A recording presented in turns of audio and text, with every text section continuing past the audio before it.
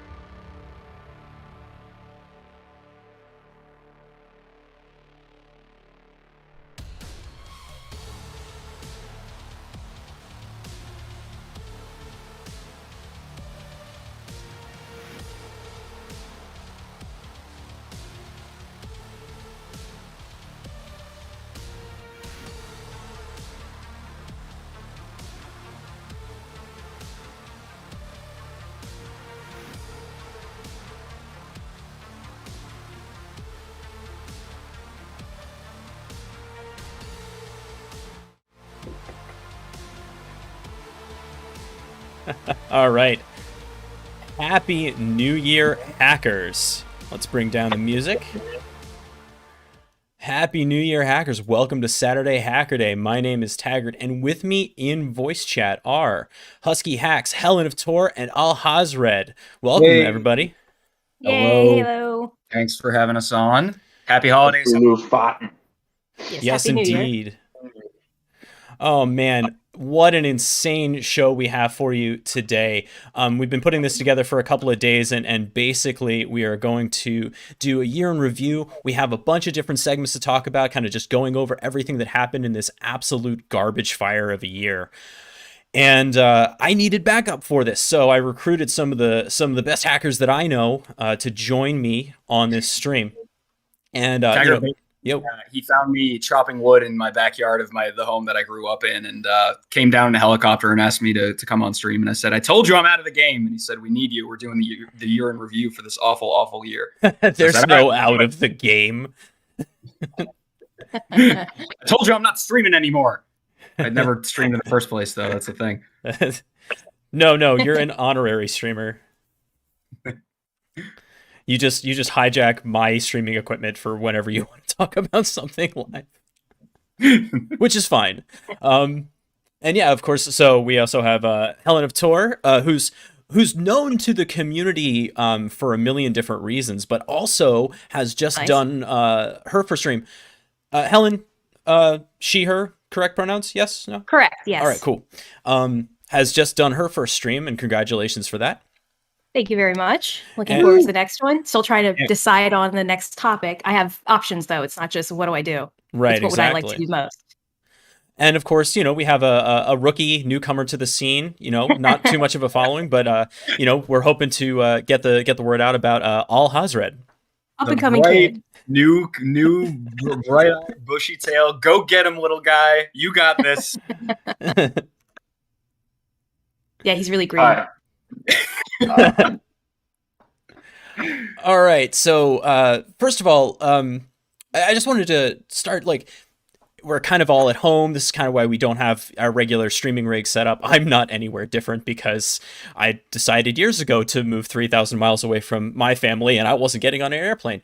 But were there any cool holiday or New Year's traditions that you got to take part in this year? I mean, my birthday is on the 24th of December. I'm so sorry. It's always it's pretty. No. It used to be a sham, and I used to get really miffed about it, and I'd be like, "That present doesn't count for both. What are you trying to pull here?" But later in life, I kind of realized something that okay, I never get to do anything that I truly want to do on my birthday when it's on the 24th, but in normal times, there are 7 Christmas parties that I can go to, and I can kind of I can collect a little bit of each of those Christmas parties as my own birthday party. So now that's not to say none of that happened this year for reasons I think are quite obvious, but that's what usually happens. So it's actually pretty lit every year that I get to go to a bunch of Christmas parties, and then for 5 minutes at each of those Christmas parties, somebody's like, "Hey, it's my birthday!" It's fun. Now, as somebody with a birthday on that day, at any point as a child, did you have a moment where you thought, "Am I Jesus? Am I the Christmas miracle?" Yeah, that's what we've been waiting for. The 3 wise men were like, "Oh, he doesn't look that impressive," and I'm like, well, "Give me 16 years, and then I'll start to figure something out." I don't know. I'm kind of jealous. My birthday's in January after everyone's already partied out and broke, and they just don't feel like celebrating anything. And they're like, "It's cold. I don't want to go anywhere. I'm broke." Yeah, so she comes to bring her misery to me. Yeah, well, this year, absolutely, it's yours to deal with. I have to say, middle of the summer birthday actually rips because there are no other holidays around it. Yep. But everybody's usually not around, so inviting people to parties was challenging. They have their own plans. Yeah. Well, all right, cool. Well, Okay, well, let's kick off. We're going to start with the positive because we don't have a lot to say really about the positive. And then we'll dive right down into the bad and the ugly stories from the year. But there were a couple of good stories that at least I had something to say about, and if there are others that y'all want to talk about. But I think it's good news that we're seeing really aggressive law enforcement action against cyber criminals. We saw takedowns of Revil, we saw takedowns of Darkseid, right? And we saw some indictments and arrests for some of the actors in those groups recently. I'm a huge fan of the international collaboration from law enforcement agencies to actually hold these groups accountable. Yeah, for sure. I also think I saw something, and I don't know tons of the details, so this might be too hot a take. But I did see something about Tor nodes being commandeered by, 3-letter organizations that are monitoring traffic at this point. I'm pretty sure that was happening anyway, but like to see a news story about that they're doing that is like, all right, that's good. I feel like some good. Okay, well, the NSA invented Tor, so if you thought they weren't already I thought the in Navy control of a lot Tor. of the nodes. It was the NSA in collaboration with the Navy. Okay, but yeah, I mean, that's the thing, right? We know that there are offensive cyber operations going on. Every branch of the armed services has their own, cyber ops team, and now the Space Force has one. But it seems like in the last year we're getting a little bit more of a public-facing story about what the United States government is doing to hold these groups accountable and actually start taking down these operations. Yeah. Well, I think because it really was sort of every man for himself kind of thing for quite some time, where it's like, well, it happens to you, sucks for you. I hope you were ready for it. I hope you have backups. I hope you're, and now it's just become much more of a thing where it's like, look, it's going to affect people together. Like, it's not just going to be one and done, one company, one entity is affected by it, and that's it. It ripples. Now, we'll talk about this in the bad, but do you think that the Colonial pipeline attack was kind of a wake-up call for federal agencies to start doing this? It should be. I mean, I would have preferred that it happened before that, when hospitals were getting shut down. But it's more like a wake-up call after they slept the alarm about 3,000 or 4,000 times. Right. That's it's accurate. I started off in cybersecurity and utilities, and like I tell people, I did not sleep in all the 4 years I worked at that company because of how awful everything is and how little it would take to truly mess with our infrastructure. Oh yeah. And not even just like knock things down a little bit. I mean, like run it into the ground. It's terrifying. So this is extremely on point for the good news section of the show. But no, it's true. If you want to never sleep again, check out any of Leslie Carhart's like nightmare stories from ICS talks. Yes. Insane. Yeah, no, thank you, never again. It was a great learning experience, but no, I like sleeping and weekends. So Taggart, and I think that you addressed this a little bit later in the show, but like you think like it's great we're seeing action from law enforcement, but you would say it is your contention that we still have a long way to go to kind of cover the ground here. Oh, absolutely. Yeah. And also I want to put in a caveat that like not all action is good action. And I'm going to because it's that kind of a show, I'm going to straight up call out Jake Williams is a psychopath in this regard. We should not be conducting airstrikes against cyber criminals. That's not only is it a bad idea in general, because we know that those kinds of strikes only foment more offensive action against the airstrikers. Like it's not a strategic win, but also it's morally bankrupt. Don't do that. Law enforcement action good, military action extremely bad. Yeah, there you go. But yeah, I think we have a long way to go. Obviously, the ransomware group that I most wanted to get dismantled has not yet, and I'll talk about that in predictions. But and also, I believe that it's a little haphazard It's interesting. A lot of the reason for the creation of the Space Force, as I understand it, was that cyber MOSs, basically, in the different branches didn't have a promotion track. So, for example, if you were in the Army and you were doing cyber, you were in the Air Force, you were doing cyber, like, oh, you weren't a pilot, or Navy, right? And you weren't either a surface, commander, or you weren't an aviator. You didn't really have a pathway up to the top leadership because those were the communities that got there. So if you went into cyber, you couldn't really get to, past a 1 or 2 star, O6. And in order to make that happen for the people who were choosing that track and make it more appealing for others, they essentially tried to create a branch that had those occupations specifically. And the reason I mention that is that with that coming in and having that capability maturing, I'm hoping that a little bit more of a centralized approach to the way that offensive cyber operations take place becomes a capability that we have. Mm-hmm. This is kind of tangential, but do you know the genesis of Marine Corps Cybercom by any chance?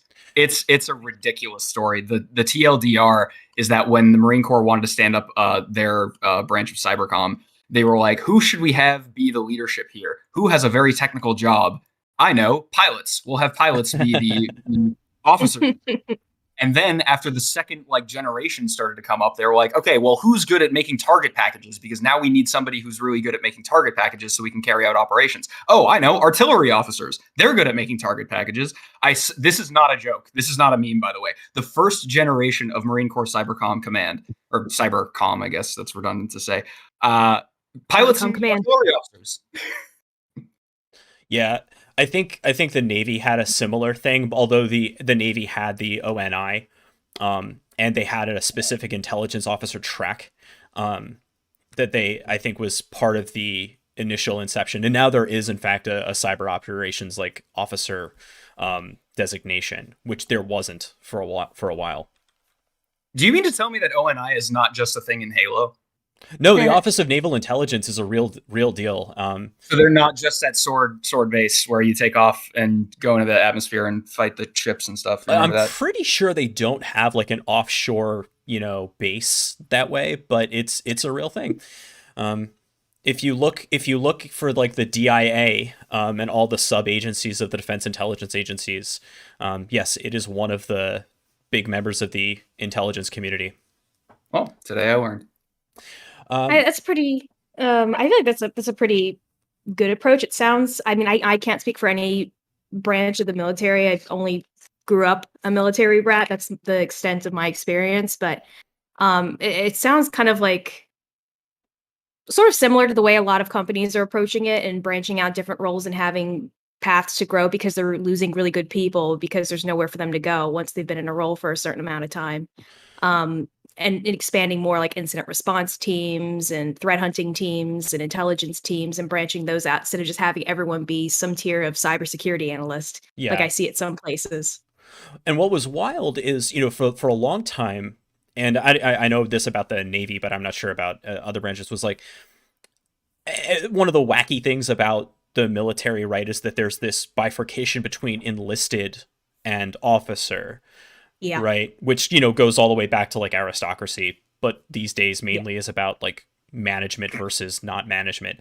And anyway, there have been cyber MOSs, occupational specialties, right, for enlisted for a long time. But seeing that in the quote unquote management tracks for officers is a much newer development. So basically what you had was the grunts, right, knowing how to do the work, and then leadership not really understanding what it was, which is a pretty familiar story. So hopefully that's changing a little bit. Other good news. Oh, right. So while we're on the topic of political affairs, sort of related to law enforcement action, but a little bit different. One of the things that I saw this year that was really encouraging was that the State Department issued sanctions against cryptocurrency exchanges that were known to do business with ransomware actors. So this is a little bit different than the law enforcement action that we were talking about before. This is at the national level, right? It's essentially foreign policy to say if you do business and businesses in a country, if you do business using this cryptocurrency exchange, you are going to get sanctioned. You will have, levies applied to you. And it's a disincentivizing tactic to make sure that any of the supporting infrastructure that makes modern ransomware work is less appealing. That's a powerful political card to play. I mean, that's right in line with other kind of styles of sanctions that we've done in the past. Yeah, that's pretty good to see. I mean, my concern is attribution. It's always hard to figure out who's doing what. And I feel like this is another opportunity for the big cyber actors to frame other nations, and then they get sanctions. And well, that's kind of why I like this, though, is that it abstracts the attribution problem a little bit. So it's like, regardless of where the ransomware actors are based, right? Whether they're in Ukraine, whether they're in China, it doesn't really matter. Whether they're in the DPRK, if they use that exchange, which is a known entity, right? It's a public entity, then that is the issue. So it puts the burden there rather than on attribution, which I agree is really tricky and getting trickier, especially because we now know that some of the ransomware actors, like the Russian-based ones and the Chinese nation state sponsored threat actors, are now sharing information and tactics and techniques. Yeah, I mean, I feel I like the intent, how it's going to be, like Al was saying. I feel like it's tricky. It's too tricky enough to be able, at this point at least. I don't know. No. I feel both ways about it. That's kind of an ambivalent response. But I mean, my concern is that there's a limit to how effective it is. And we've seen this before, like, it's not a new thing, as Husky was saying, to apply economic sanctions against, for example, Russian aristocracy. Is like, you can't have access to your foreign funds, or you can't, travel restrictions where, okay, cool, you have all this money, but you can't go to, the Cayman Islands or wherever you want to go with it. You can't come to the United States. You can't go to the EU. And that was disincentivizing, but not enough. Like, it didn't stop. So there are limits to it. Any other good news stories that any of you wanted to talk about? I just like the tone. Any good news stories? Like, I'm sure there are. I'm pretty sure we wrung that one out. I mean, we know we don't really have good news in cybersecurity. Good news in cybersecurity is no bad news for a period of time. I guess it's true in like true blue teamer fashion. Like, when things are going well, no one's going to let you know a thing or say that you've done a good job. But when things go wrong, the sirens go, the klaxons go a-ringing for that one. If it's quiet for too long, I start freaking the hell out. I get so worried. Yeah. I'm like, when is it going to happen? I know it's like a wave, like all the water's getting sucked back, and I'm just waiting for some massive wave to come in. And with the blue team thing, I was thinking there's like we were talking about before, the blue team silver lining. Like, when all this horrible stuff is happening, often it's a great way to leverage a bigger budget, hiring more to the right people who will listen and understand why it's needed, instead of people being like, no, we don't need that. We already gave you an intern. You're good. Like, there you go. That's some good news. That's the name from that show said, chaos is a ladder. So keep climbing that ladder. There you go. That's some good news. With all of the 0 days that we've seen, presumably cybersecurity budgets will increase in the coming year. Hopefully. And hiring and training, having prioritization of training for. Well, hang on employees. Now. Hold up. Let's not be too hasty. We sent you at a conference 3 years ago. That should be enough. A local conference. Okay. So on that note, the bad news stories. All right, so this is not the worst of the worst. We saved that for the ugly, but here's some stories that were just pretty grody in the year. So, here's the list that we put together in terms of categories. So up first, we had a bumper crop. This wasn't just 2021, but there was a bumper crop of VPN 0 days in 2021. You had issues with Cisco, SonicWall, Big Five, Pulse Secure. I think there was one with Global Protect, but I'm not sure. But just that like, rings a bell. Yeah, like name a VPN gateway, and there was a serious either remote code execution or information disclosure vulnerability available in these VPNs. And in the era of COVID, this is about as scary as it gets. Now, this is also following on a trend that we saw in 2020. We know that there was a couple of Big Five had one in 2020. Pulse Secure had one in 2020. And also 2019 gave us the Citrix ADC vulnerability, which was bananas. Thank you, the Guar. For Global Protect. ANANAS. Yep. So that's like the millennial calling. God. ANANAS. That's how you find your fellows. For sure. the call of the wounded millennial. Hey. Is this stream brought to you by NordVPN? Thank you, Goose. Yes, absolutely. God. So no. If I were getting Nord money, you'd know it. Yeah, please. You're wearing a t-shirt. And I'd be nowhere to be found. I think let's take a step back and kind of talk about why maybe this trend of VPN issues could be such a problem. Regardless of the amount of people working from home, which is much higher than it is, it is currently much higher than it has been for obvious reasons. There are really only like 4, maybe 5 ways that companies usually get breached, right? And it can usually boil down to like phishing, exploit public-facing application, supply chain issue / hardware edition. So there's just kind of a couple of these like major clusters of ways that companies get owned. So apart from like company puts a web application that's facing the internet that has some ridiculous vulnerability associated with it, and that gets owned, and that's how they pivot into initial access. VPN is like now usually until the end of 2021, as we'll probably talk about later in the show, that was like the big exploit public-facing application MITRE item that could be attributed to initial access. It was like usually VPNs, either remote code execution or like VPN writing, like stealing the config file and like using your own client as an attacker to VPN in. So every time there's like a big exploit or RCE found in a VPN, it brings around that favored MITRE item of exploit public-facing application, just like it was like the early 90s or the early 2000s, when you had all these ridiculous web applications out on the internet just waiting to be owned. Yeah, absolutely. And something that drives me a little bit crazy with all of these, especially the RCEs, is that it's like, wait a minute, these are security appliances, and you're telling, like, what is the code review process for these? That's a good point. Because some of them, the one I'm most familiar with is the Citrix one, but even some of the Big Five one that I saw were so, once you found it, it was so obvious, but like good fuzzing would have found that. And it did find it. That's how it was discovered in the first place. But like maybe before it ships would be a good idea for this. And some of these features, like why on earth would you have an API endpoint that allows code execution at all? It's a very good point.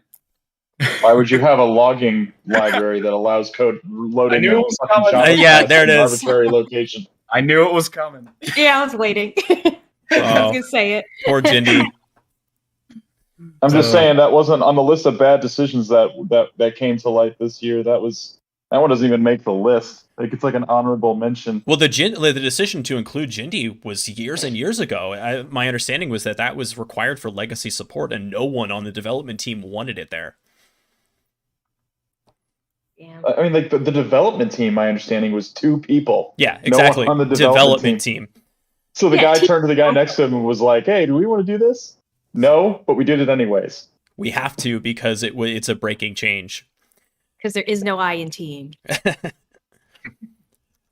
But yeah, I mean, the VPN, as Husky was saying, as it's one of the easiest if you have a 0-day, an RCE or something in, or even like an authentication bypass or something like that in a VPN gateway, I mean, what an amazing entry point for an attacker. And it's look at anybody's external traffic. These things are getting hit all the time, every day.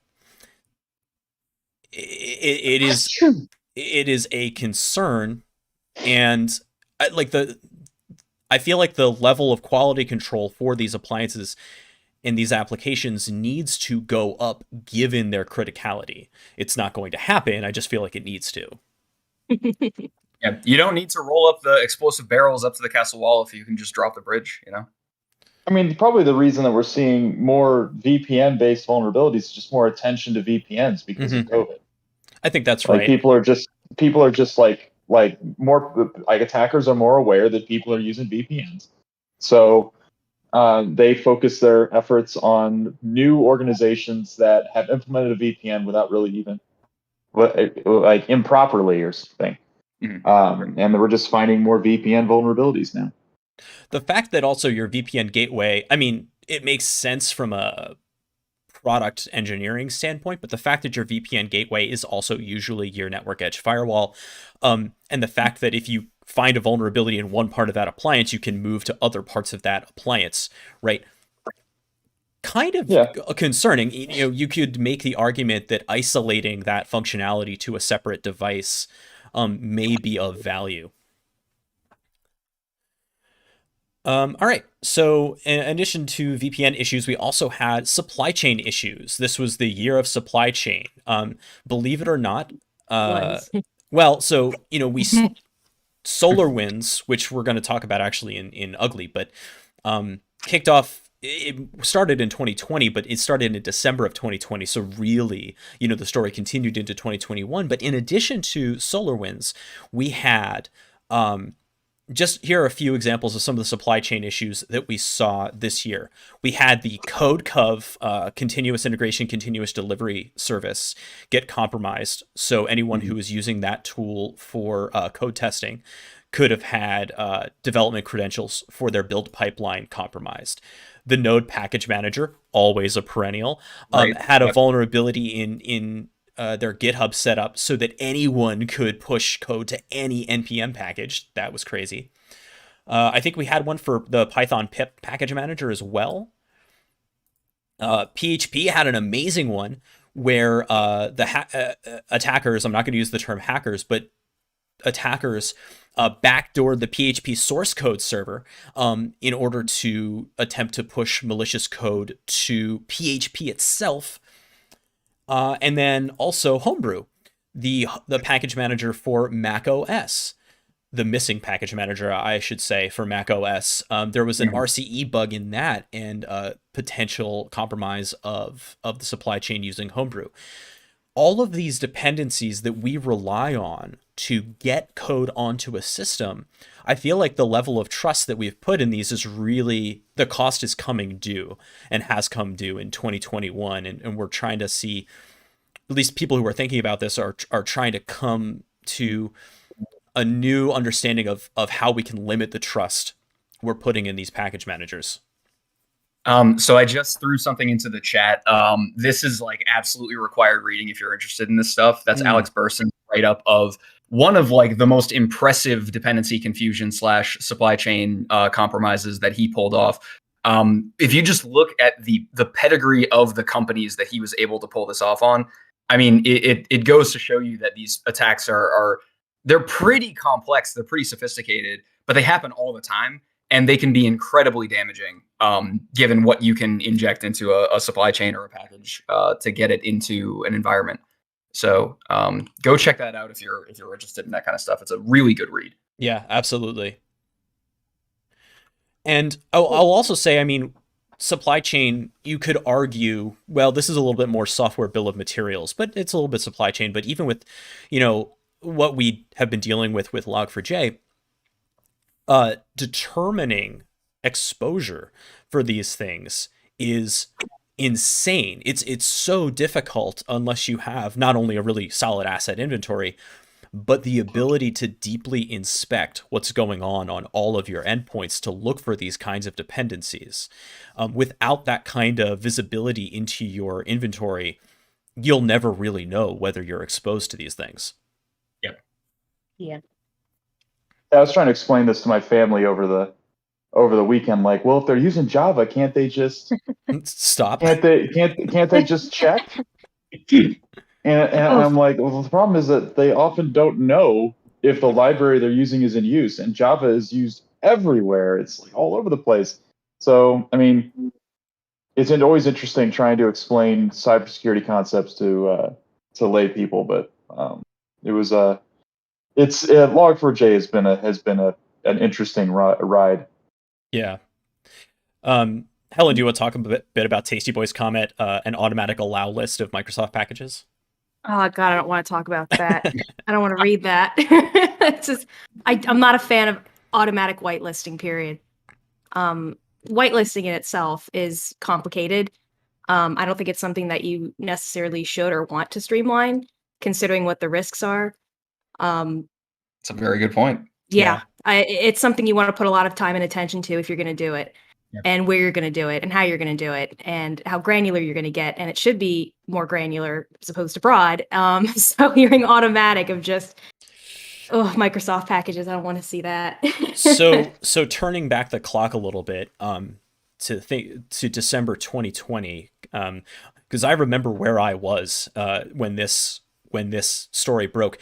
In the midst of all of the SolarWinds confusion, there was a moment as CISA was putting out all of its information. There was a moment, and it was like, DOD was compromised, state was compromised, Treasury was compromised. There was a moment where CISA put out a release that said,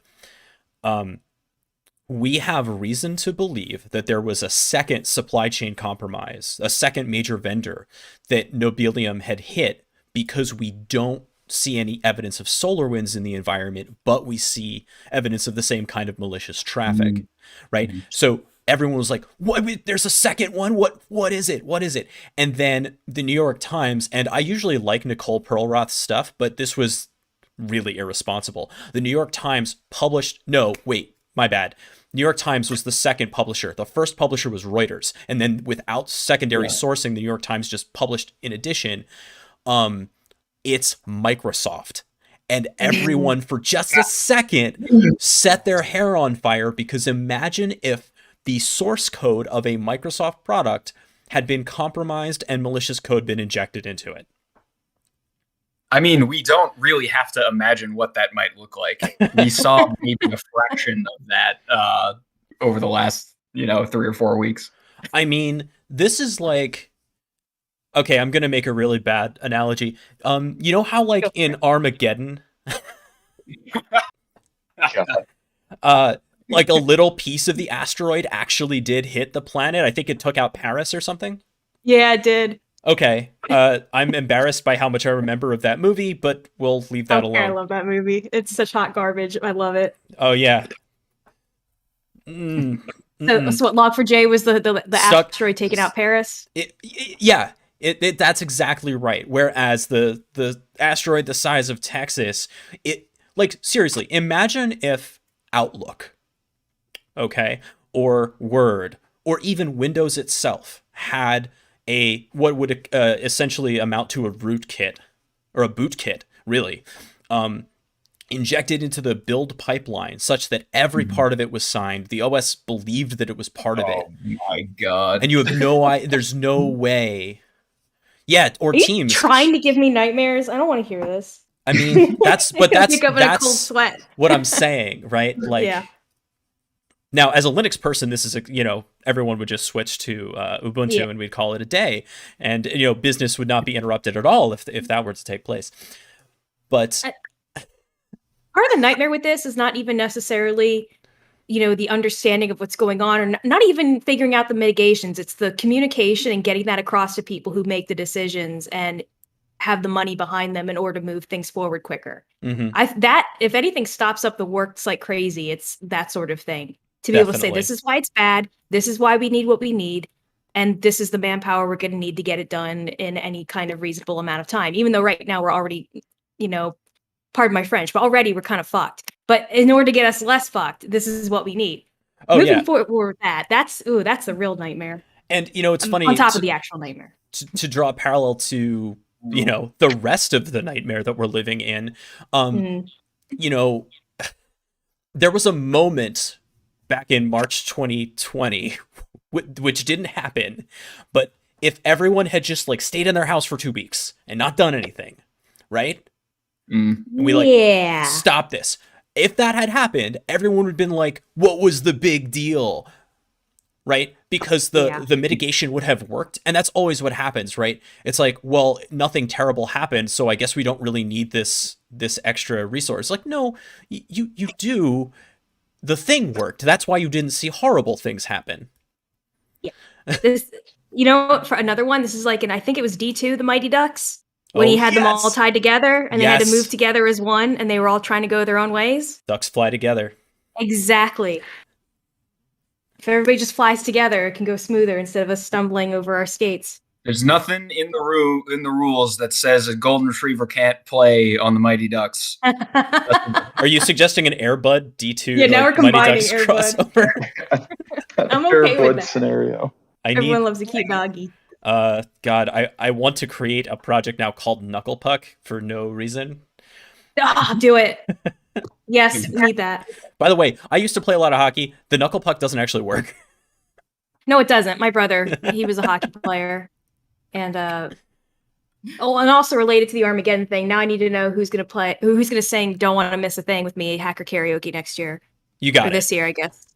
My hand is raised. Yeah. No, your hand was raised. I knew yours was. I was raised. like, default, Husky's involved if it's karaoke. Rightfully so. Oh, man.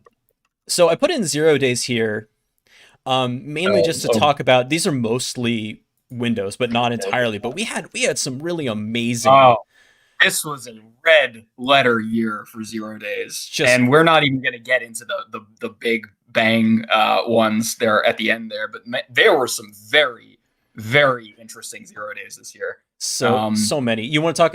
You want to talk about some of your favorites? Yeah, sure. Oh my God, which was the Azure implementation of WMI, which for some odd reason, when you would make a call to WMI on Azure and you omitted a specific header that identified who you were as a user, the receiving server would process that and say, okay, that variable for user equals is going to be 0 because they didn't put it in. Let's execute the command that they're trying to run as user ID 0. Hey, chat, what's user ID 0 on Linux? Anybody know? Anybody know? Root, baby! So we had basically crafted crafted WMI requests to Azure, omitting a specific header that allowed root level code execution. So that's a fun one. What else we got? Hive Nightmare was great. That was for some reason the SAM Hive was read. Everyone on the Windows operating system, every user had read permissions to the SAM Hive register rather, when it was in a backup. So in the volume shadow copy. That's right. So you can't read the SAM as it's running, like on a running operating system, obviously. But if you're any user on the operating system and you find a volume shadow copy, you can read that one. Read permissions all day. You get the NTLM hashes of all the users on a local Windows system. And Bob's your uncle, you have PrivEsk that way. And isn't it true that system restore points create these volume shadow copies, right? Yes, and system restore points are enabled by default. Yes, enabled by default, and I mean that's like the way that people back up, usually in an environment, unless you have some kind of third-party application for it. So yeah, that was basically like instant, at least local PrivEsk on any Windows machine. That was ridiculous. What else we got? Petit Potam, which was an NTLM relay, almost like a classic style of NTLM relay. That one was really cool. I haven't even looked into NoPack yet. That's dude, NoPack is crazy. That should be so. Petit Potam is like pretty damaging from what I can tell. But if you could not mention NoPack, I'm hoping to get an easy win on my next red team assessment next week. We could just next week, Al, no one's gonna patch that by next week. You're fine. You'll be fine. NoPack is true. No privilege to complete domain. No, you need domain credentials. Yeah. You do need domain credentials. Okay. So yeah, domain credential to domain takeover in a single. It's like a Kerberos ticket request. I don't know the specifics at this point. So NoPack is basically you can lie to the domain controller about the SAM account name, right? You overwrite it.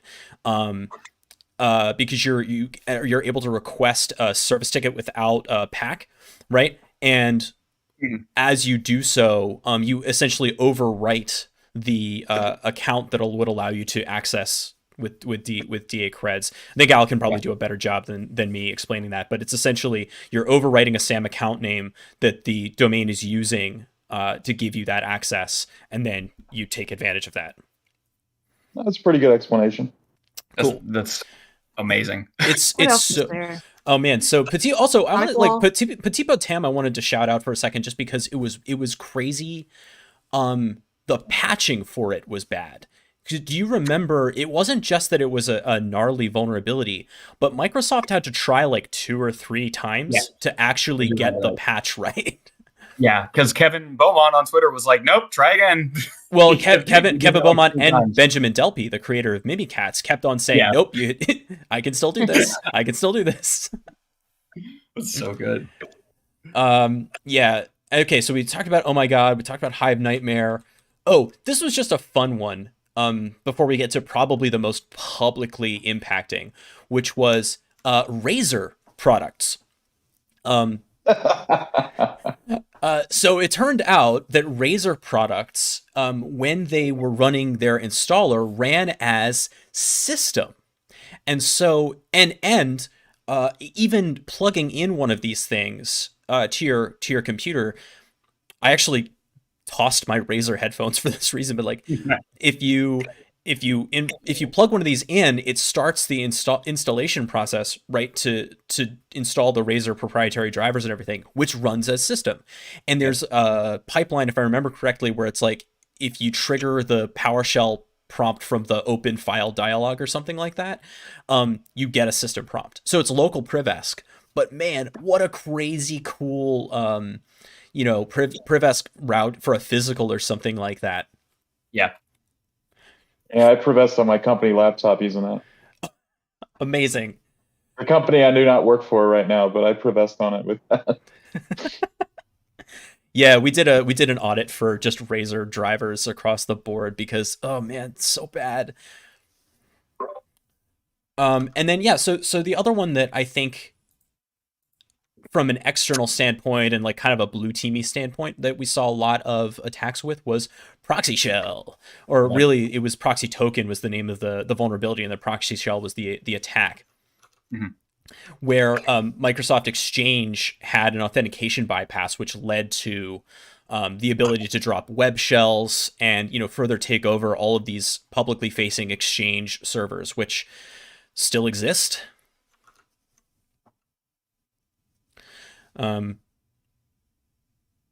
Exchange in general, especially like today, I guess it's 22.82 now, but Exchange on-prem is just like, it's a liability. Mm-hmm.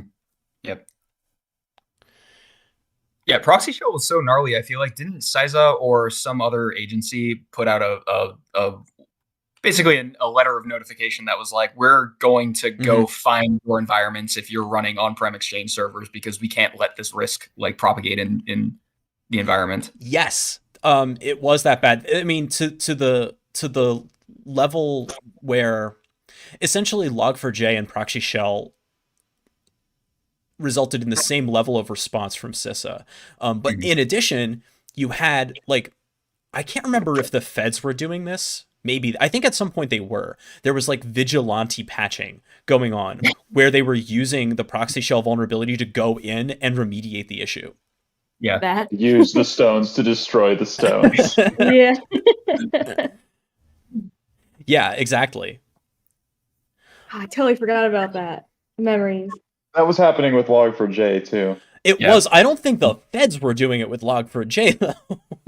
No, the feds were doing it with the Exchange vulnerability. Right. Was that last year? Yeah.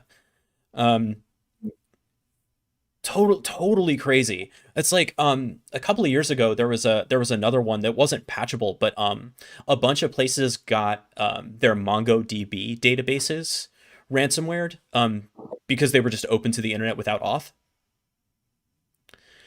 And you know, if you did a Shodan search for we have your data port 20, what is it? What is the MongoDB port, like 2709 or something? I don't even know. I don't know. 27017. And if you just did that search, like you found all of these places with their MongoDB databases ransomware, but then you started to see a couple of them with not that, but like other data that says like, we want to let you know that your data is exposed. So people were trying to inject, using this vulnerability, trying to inject data into people's Mongo database instances to try to get them to patch. Which, like, is still a federal crime. Yeah. Just to be clear, even if you have the best of intentions, if you Gray gain area. unauthorized access, it's not. I mean, maybe it's an ethical gray area, but the letter of the CFAA is pretty clear on that one.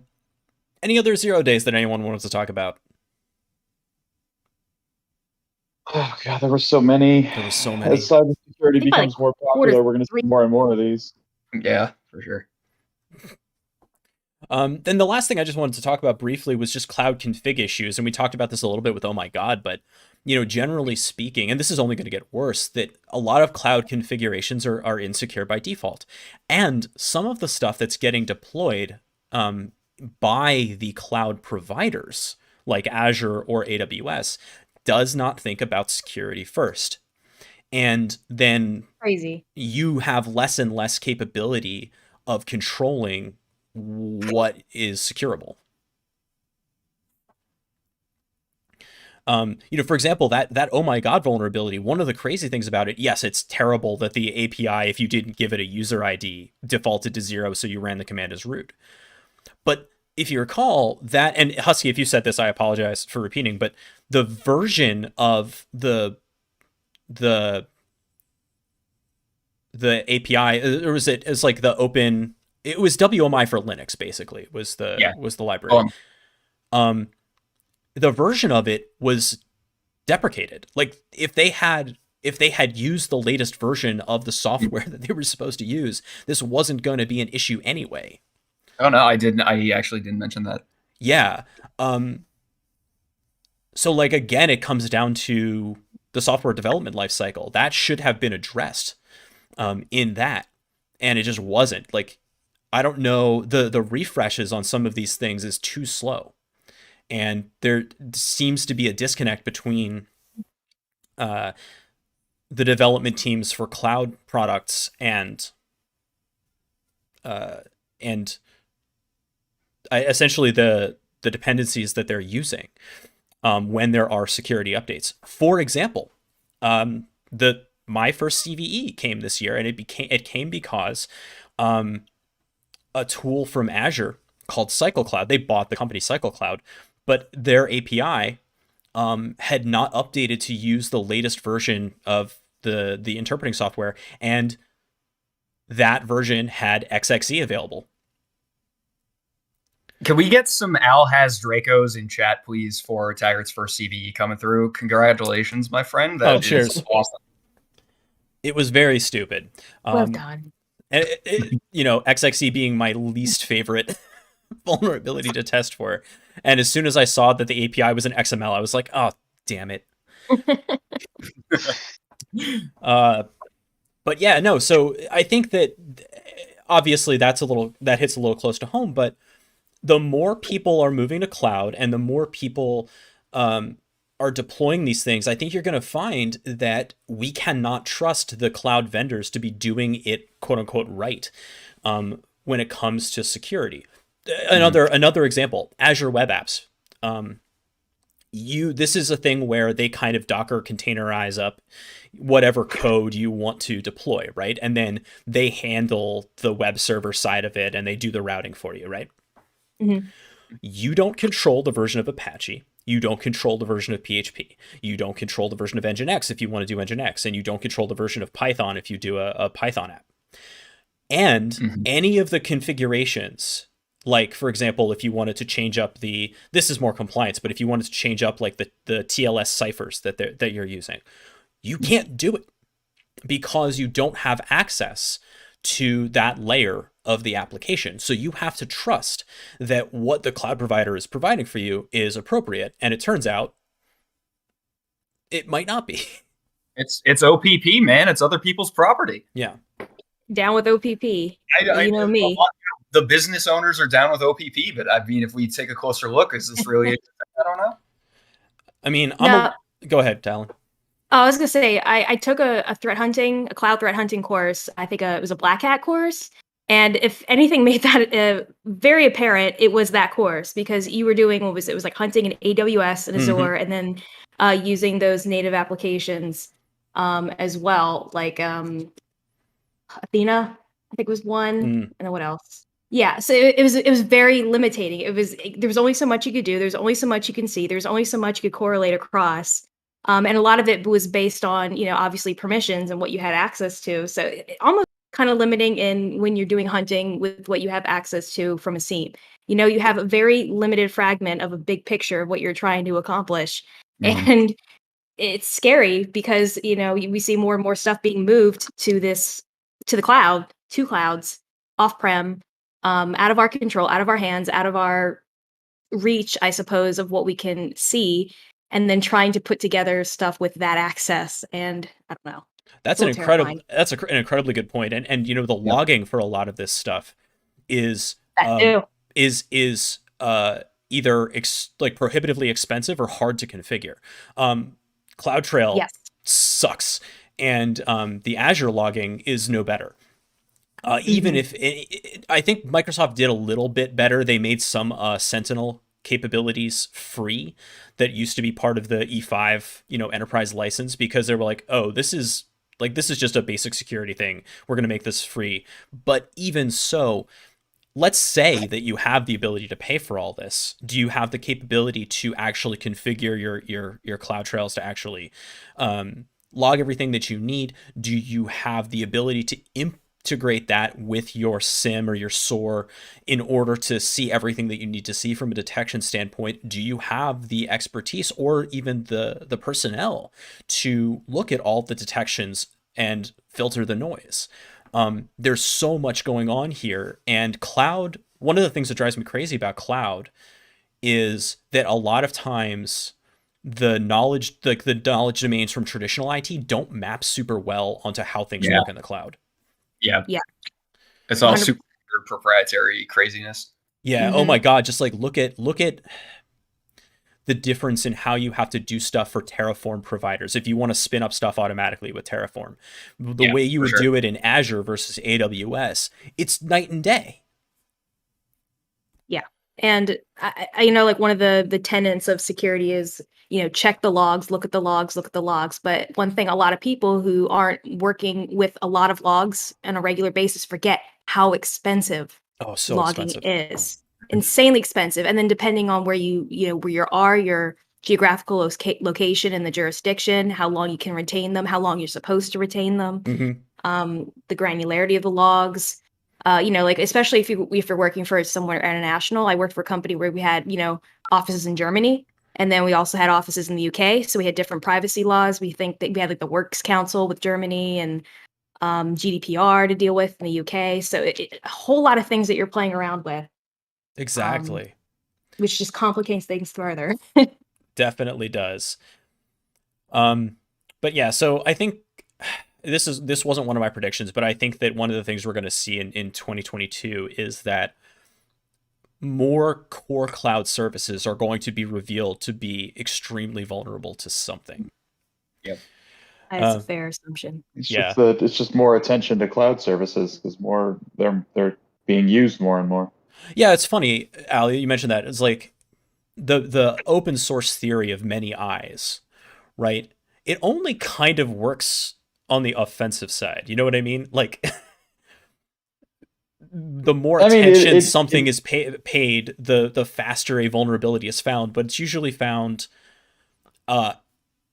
before or after the fact.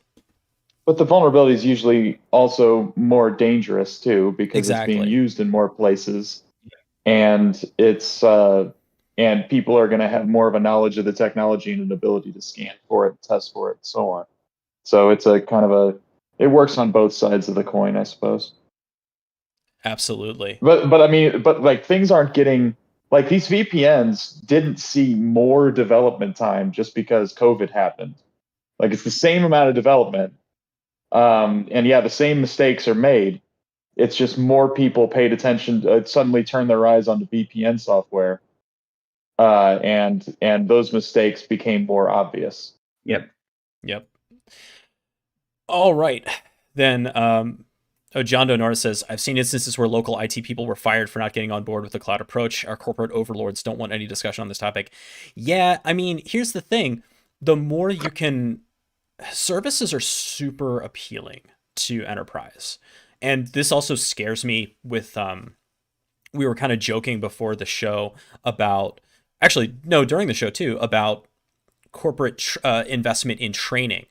That's not really a thing you're seeing. You're seeing less and less investment in training and more attempts to get people on board who already have the experience that they want, right? And the cloud move is part of that. Obviously, they want for availability, but they're also trying to outsource the responsibility for knowledge and labor.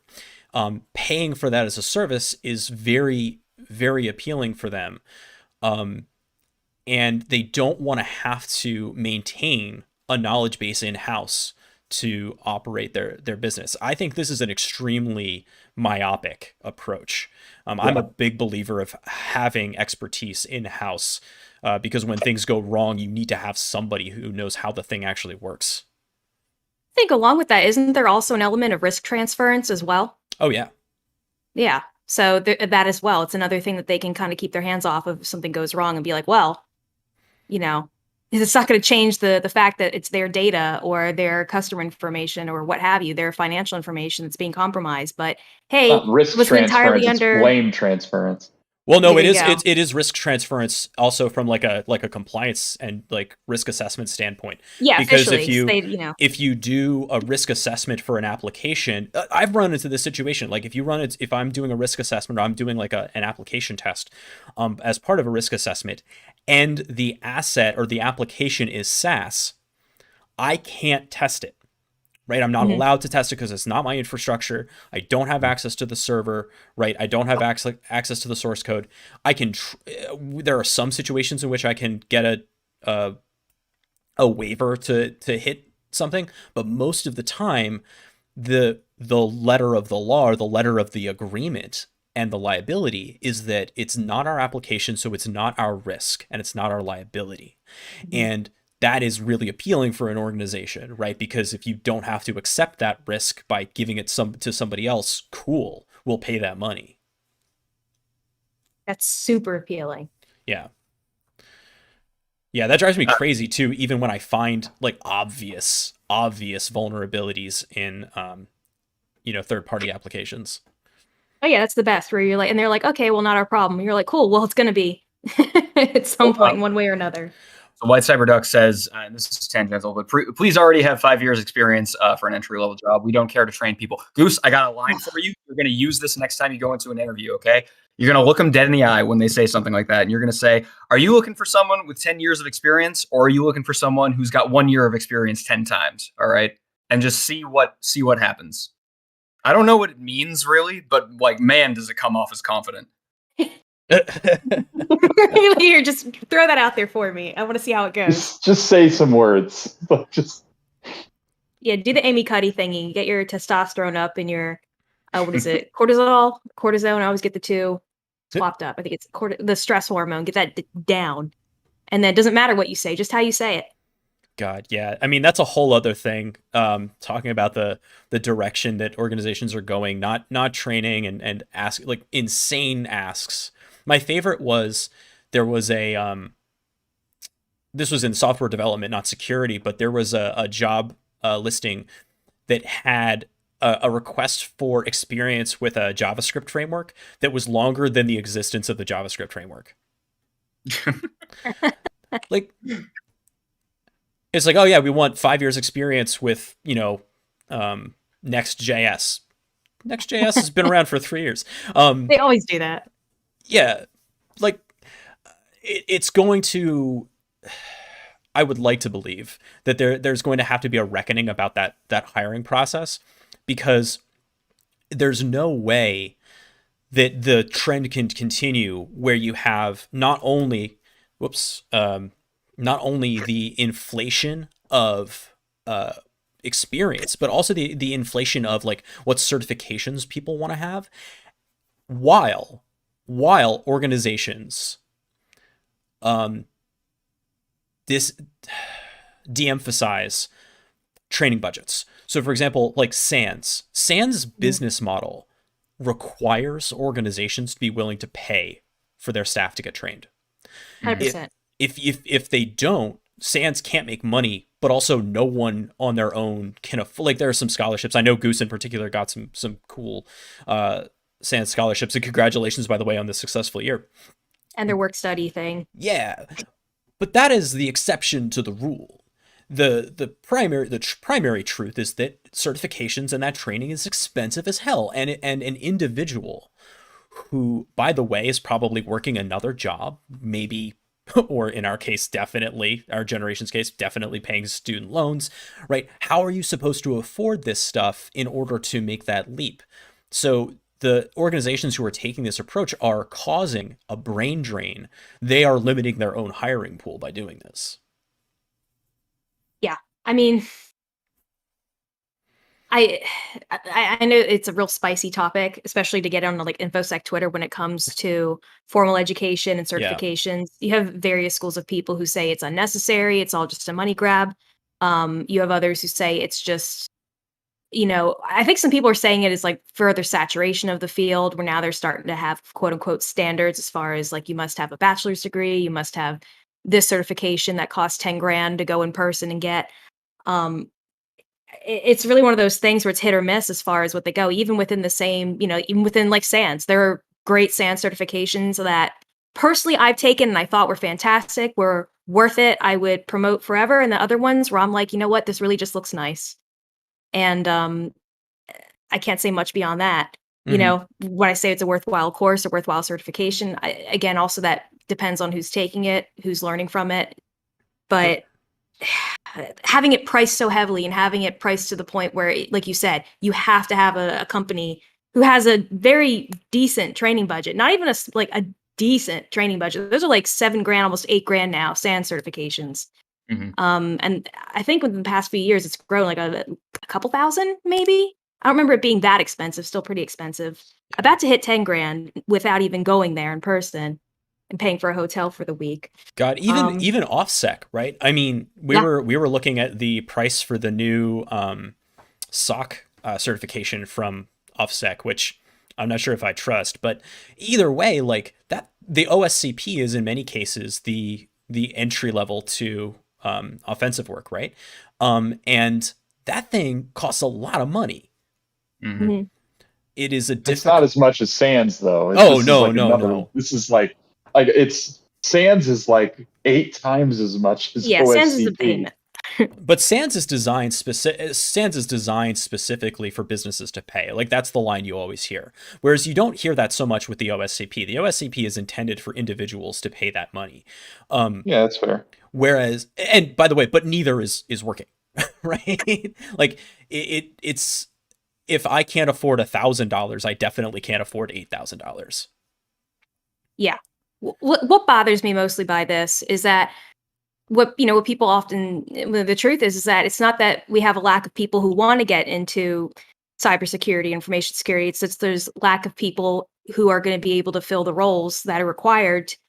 But also you have people like White Cyber Duck, who is new.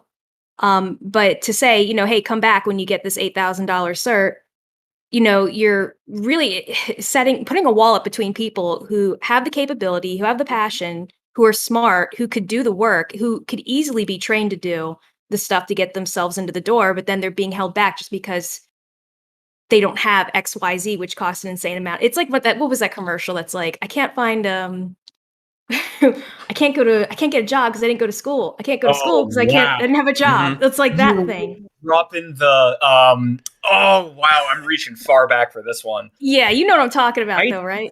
Technical Institute? ITT Technical Institute? Oh my god. It's like that.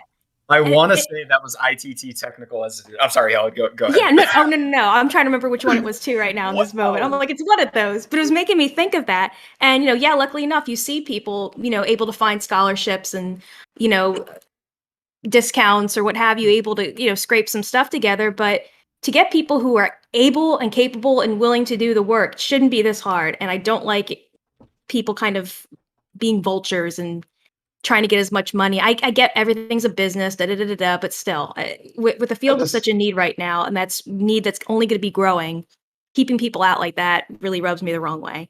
Because you see people ask, how do I get in? What do I do? And the first thing people do is throw out a cert. Get the cert, study this cert, do this cert. I don't want it to be like that.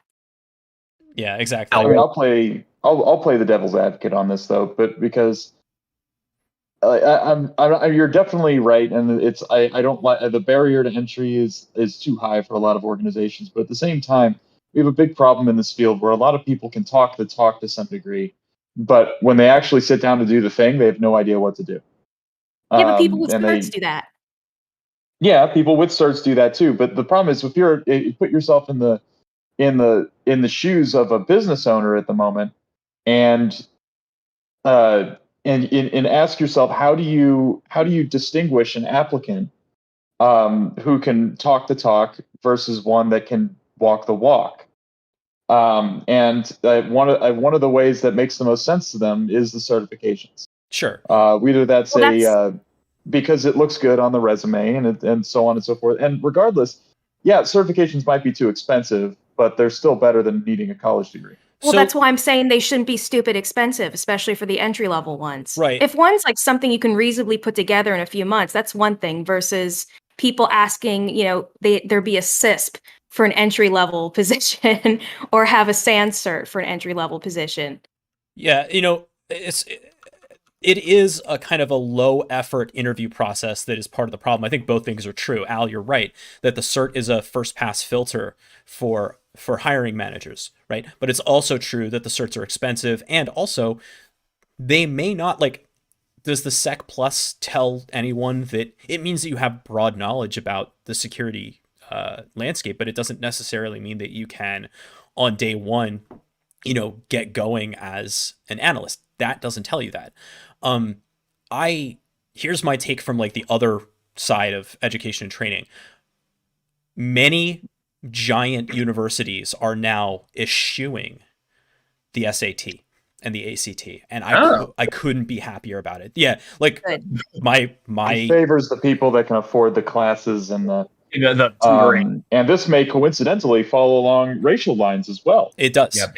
Just purely by coincidence. It's weird.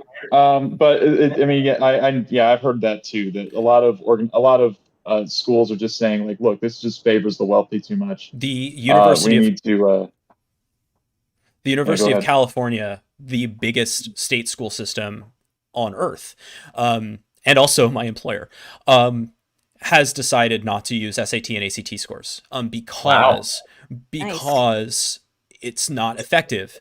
And exactly to your point, Al, it shows it favors socioeconomic status. It favors racial biases. And actually, it turns out that another thing that it tests really, really well that has nothing to do with academic capability is whether or not you ate breakfast that morning. No kidding. That's one of the primary correlations is whether you were able to get a breakfast before you took the test.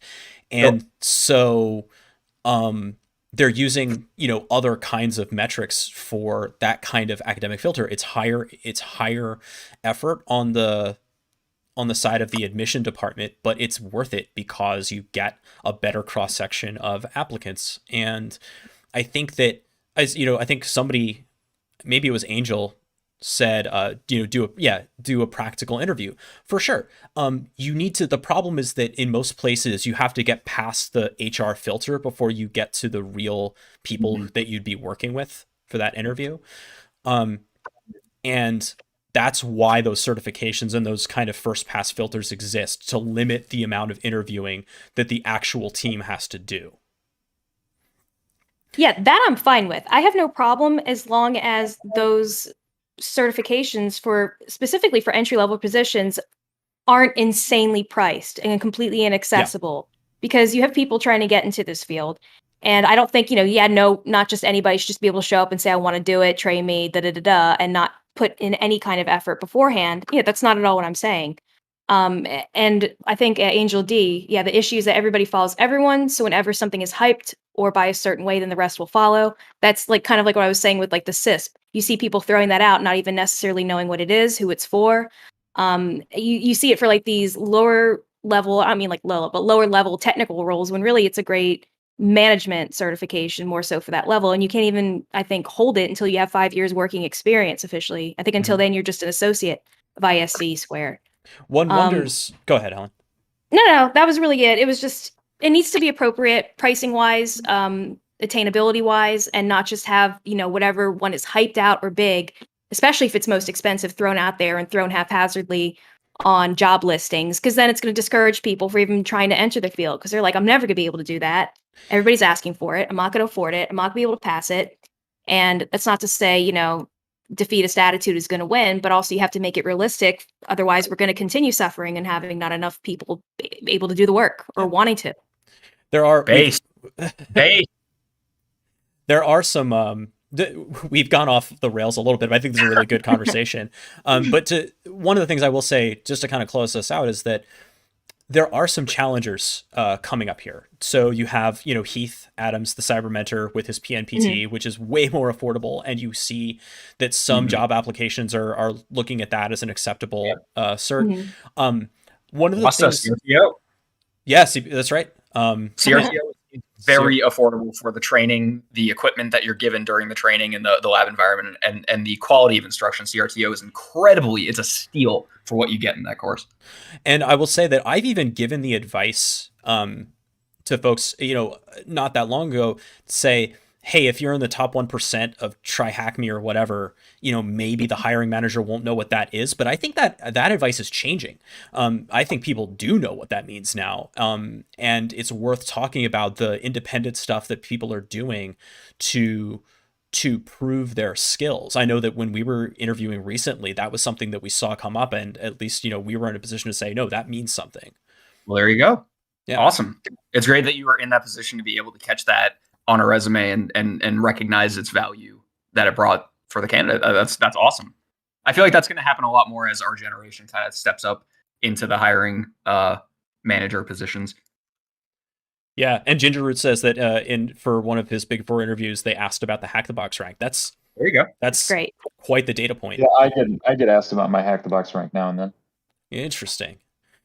I guess that's the InfoSec version of like how many GitHub, or show me your GitHub repo, which is something like if you can't apply these days for a developer job without having an active GitHub profile.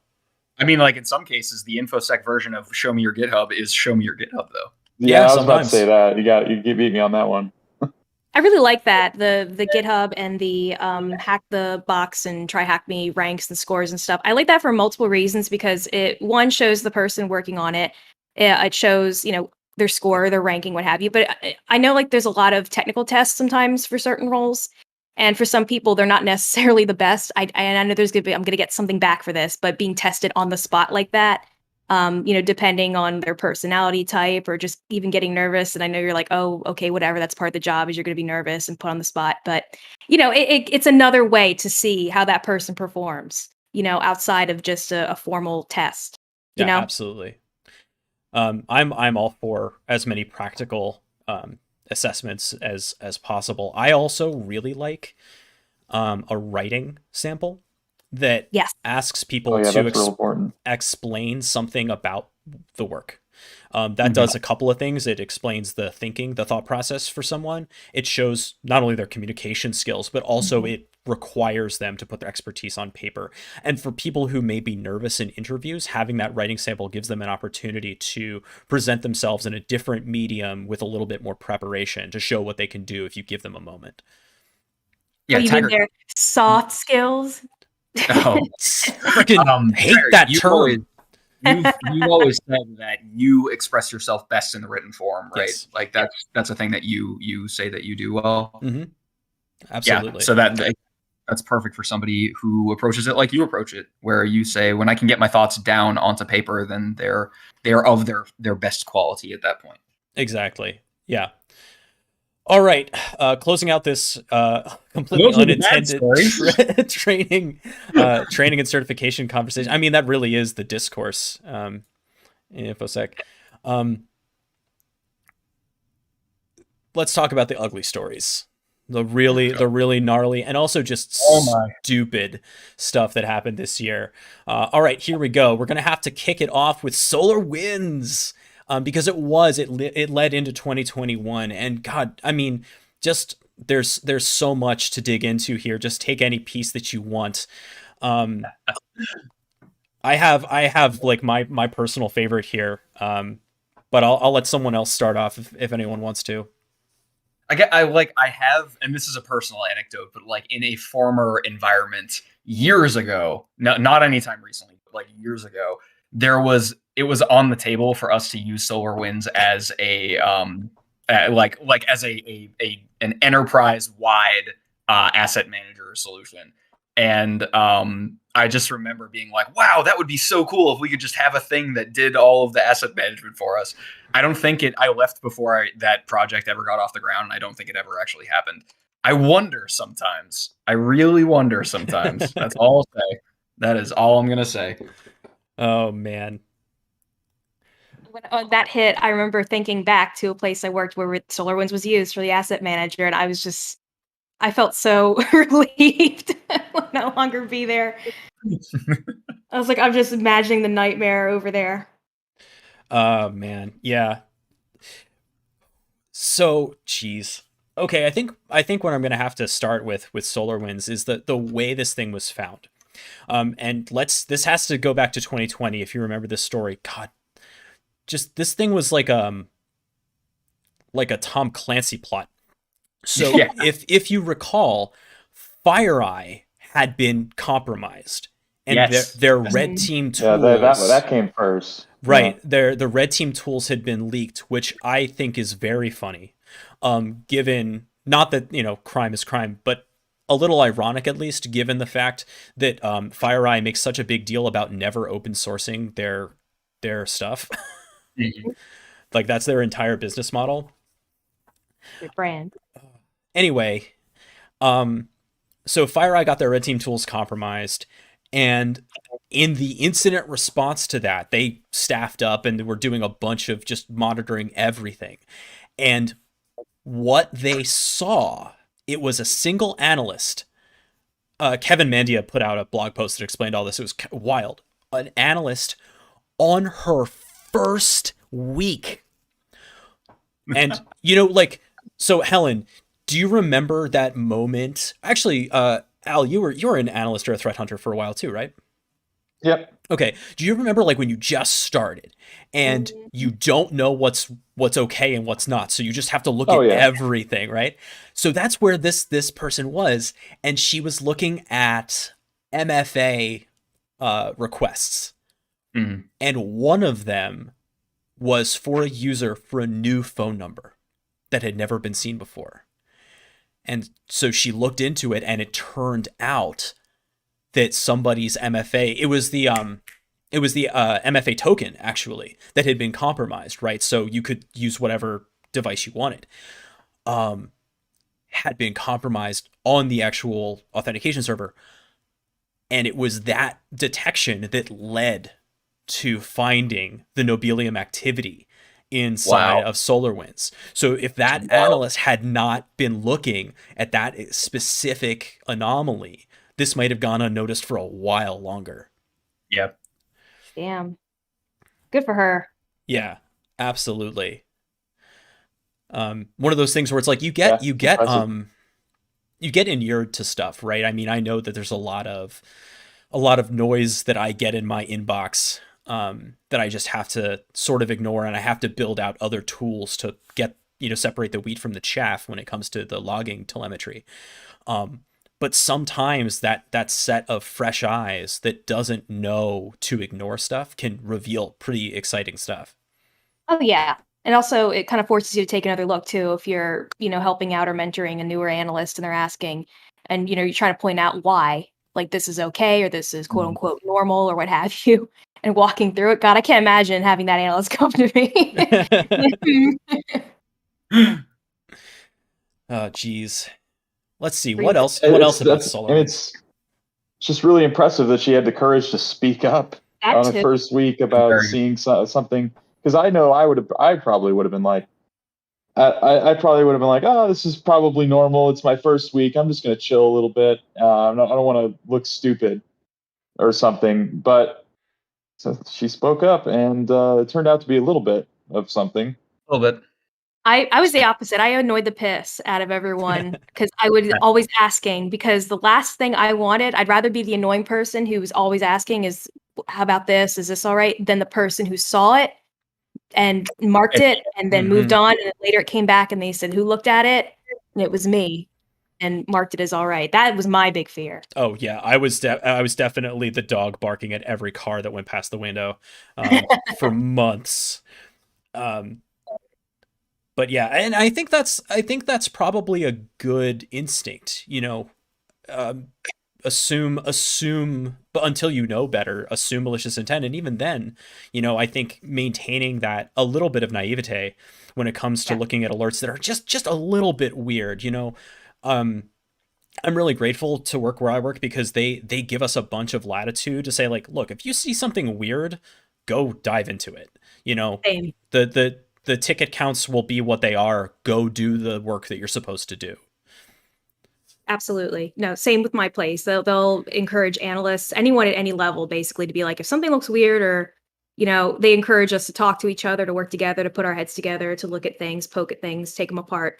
And it fosters really interesting learning opportunities and conversations for this sort of stuff. There was a time when I think it was a tier 1 analyst came to me with something. I took a look at it and they had found something, so it was really cool to be a part of that. And, they got to finish their shift being like, hey, I just, of my own experience and my own, knowledge, found something. All I did was say, yeah, you're right. Yeah, that's such an important moment, though, for a new analyst to say, okay, my internal radar is, getting calibrated, that I can see the things that look suspicious, and now I know how to look for them in the future. Yeah, oh yeah, that was the best, when you're new and you're learning and someone who knows better is like, yep, you did good. And you're like, oh, I did the thing. I understood. So what else about the SolarWinds story? It was an epic, not Epic, the EHR software that we use, but just an ongoing saga.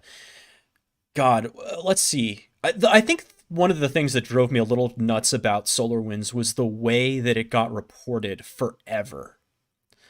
This isn't particularly unique as a take, but I don't think the media did an awesome job with it. It was a little weird. Well, I think because you could say, oh, SolarWinds, right? It rolls off the tongue. It makes a good headline, much like Log4j, really. And then because it was so widespread, and because it had like all the makings of a good news story, right? Especially once the attribution was toward Russian state-sponsored actors. You had that angle to it. You had, government agencies that had been compromised for it. And then people just ran with it. I mean, it's always a thing, right? When a cyber story makes it to front page above the fold in the New York Times. Yeah, it does sound real sexy when you throw in all that. I mean, it raised cyber awareness. I rarely have a problem with these kinds of things making the mainstream news and how the media handles them, because I don't know, it's good to just raise awareness that we exist, I guess, and that people should care about us. I think I agree with that. I think the inverse of that, or the obverse of that, is that the way that it gets talked about can sometimes become a little jargony or buzzwordy. So, for example, SolarWinds brought the concept of the supply chain compromise into the common discourse, both correctly and incorrectly. Yeah. And I think that's part of what we're still dealing with, right? Is that now supply chain, a bunch of vendors are gonna be like, we could detect supply chain compromises. How? What are you doing? What does that mean? Yeah. Explain. And they're like, we'll explain on this sales meeting. And it's yet another thing that leadership that may not entirely understand is going to be like, well, how are we covered with supply chain? And then you have to like go through the explanation of what you can and can't do for real with supply chain compromises. Like, well, no, this product says that they protect against supply chain compromises. Why aren't we just doing that? Because they're lying. Well, I mean, with SolarWinds, let's not forget that, I mean, this was actually a separate incident as far as I know. But there was that researcher who, a couple of days after the SolarWinds story broke, came out and said, so I submitted this to SolarWinds last, 9 months ago, and it was the FTP a GitHub server? leak of their database, their FTP server. The password, of course, being SolarWinds 123. So good. Yeah, I think, and that was another thing, because that story came out so close, there was a lot of causative relationships made between that and the actual entry point for the attack, but there was never ever any evidence that linked those two things. No, as far as I know, I think SolarWinds came out and said this was not the source of the breach or whatever. Mm-hmm. But it definitely didn't look good. It definitely didn't look good when they were already getting so much bad publicity.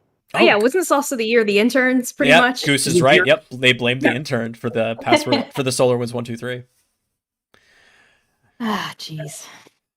All right.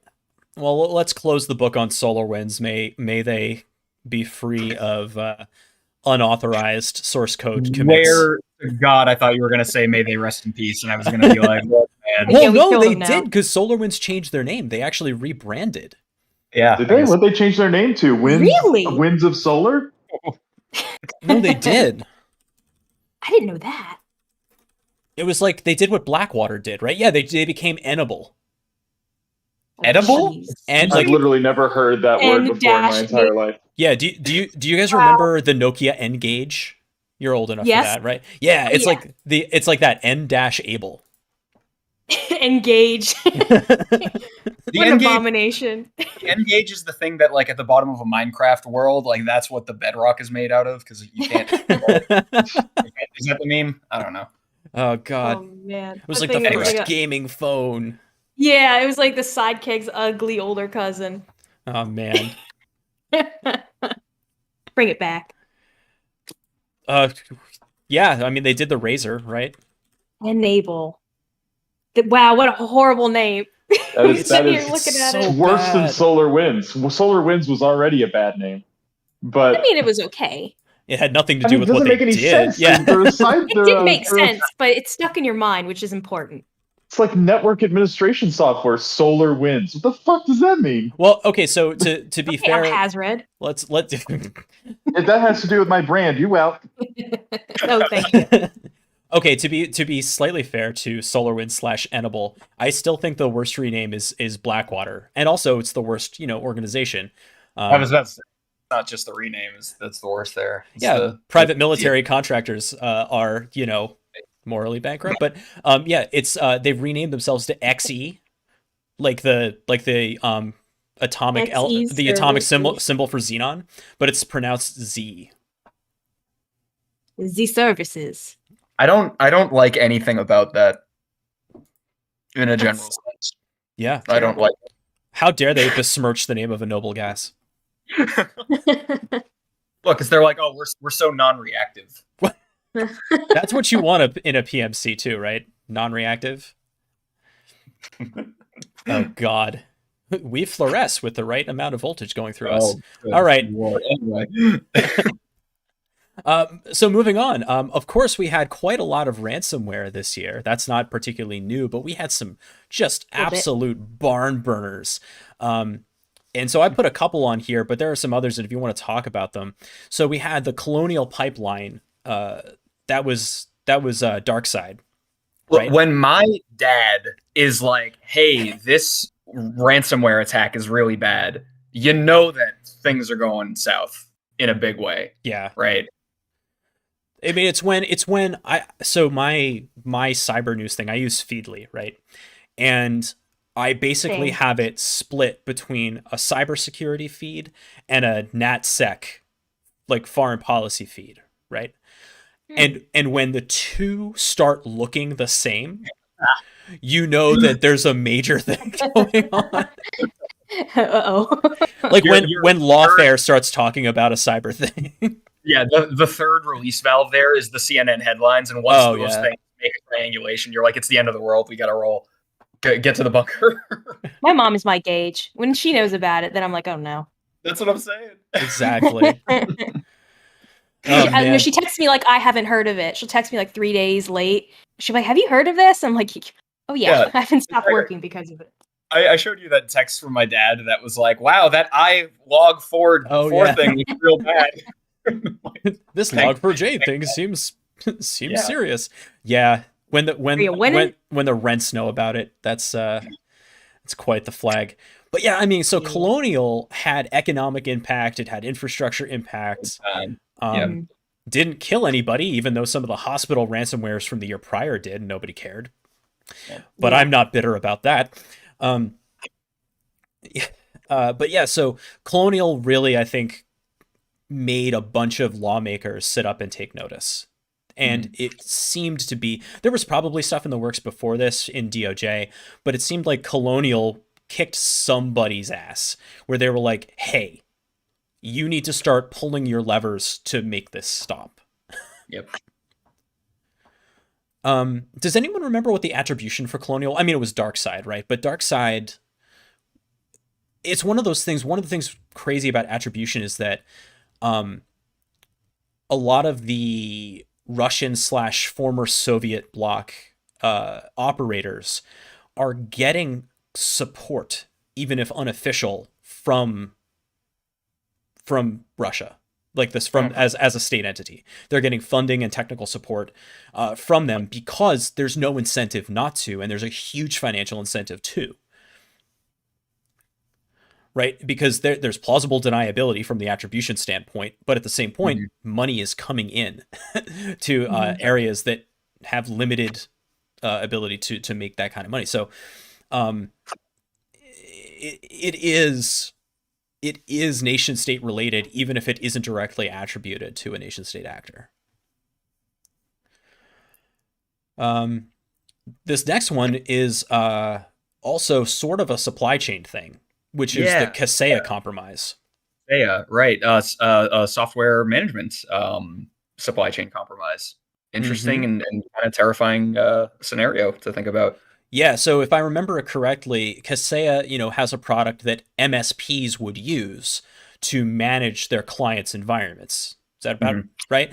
And Kaseya themselves were compromised, and then kind of there was a downstream effect because through that compromise, the software was able to gain the attacker's entree into client networks.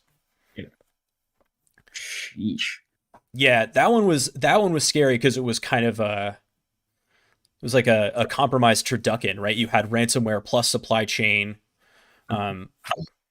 plus I'm pretty sure they did crypto mining, because why wouldn't they? Yep. Yeah. But totally aside. But did you see that Norton is apparently bundling a crypto miner with their security tools now? Yeah, you sent me that last night. It's mine's Ethereum, I think. Absolutely incredible. It's a little on the nose for 2021's writing with that one. Why? Because they can. She's like, oh, we'll do this for you. And apparently the way they write about it's Norton Crypto, if you want to look it up. And apparently what they want to do is essentially like, oh, we'll share the wealth. That, all of Norton's customers can benefit from this, which is weird. That's a weird spin. Yeah. Of course, they skim a little off the top. Oh, well, A little bit. The service fee, it's nominal. Yeah, just a tiny bit. It's a nominal service fee for you running software on your own PC, huh? That's right. It is That you paid for. You bought this software. Oh, it's definitionally rent-seeking. It is definitionally rent-seeking. Oh my God. So Kaseya, or no, we just did Kaseya. So this one was a little bit close to home, literally for me, but Scripps. So Scripps is a major healthcare provider here in Southern California, and they got shut down for a number of days due to a ransomware attack. And I'm going to mix this in with a much bigger compromise, which is the entire Irish healthcare system, which was shut down by Conti. Yep. And there are some pictures that you can see of like Irish soldiers essentially coming into healthcare offices to perform forensic investigations on workstations. That's off the chain.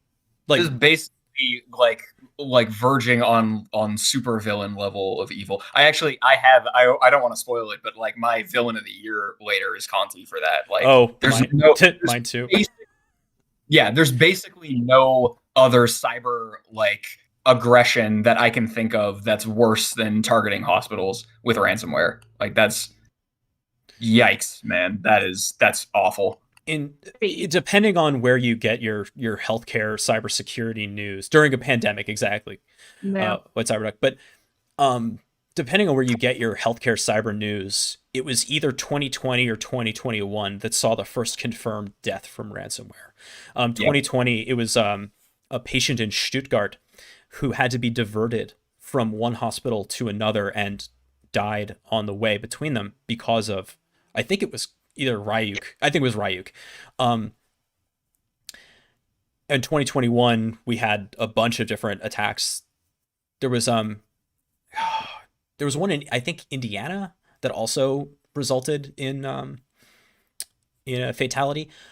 But I think the truth is, you know how no one wants to say, oh, this was the first fatality directly linked to climate change. We're well past that at this point. But like, I am certain that many people have actually lost their lives as a direct result of ransomware attacks against healthcare services at this point. Which means, you have to treat the actors that are willing to attack these organizations the same way you would treat people who would fire into a crowd. Terrorists. Call them what they are. Just terrorists.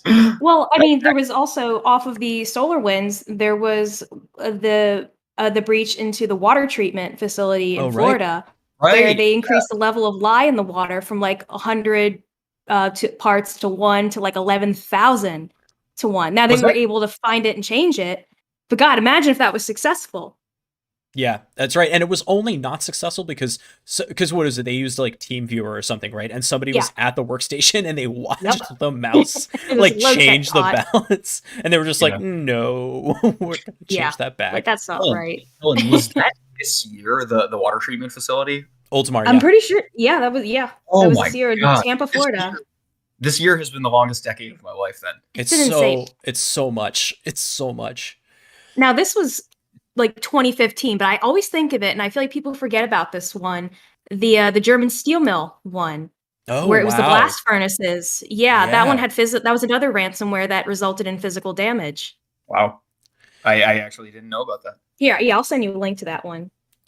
So that's actually, I'm going to attempt a segue here, because one of the things that really was fascinating from a research standpoint this year was just like every couple of weeks, it seemed like Israel had a new crazy side channel attack. It was like mostly from Ben Gurion University.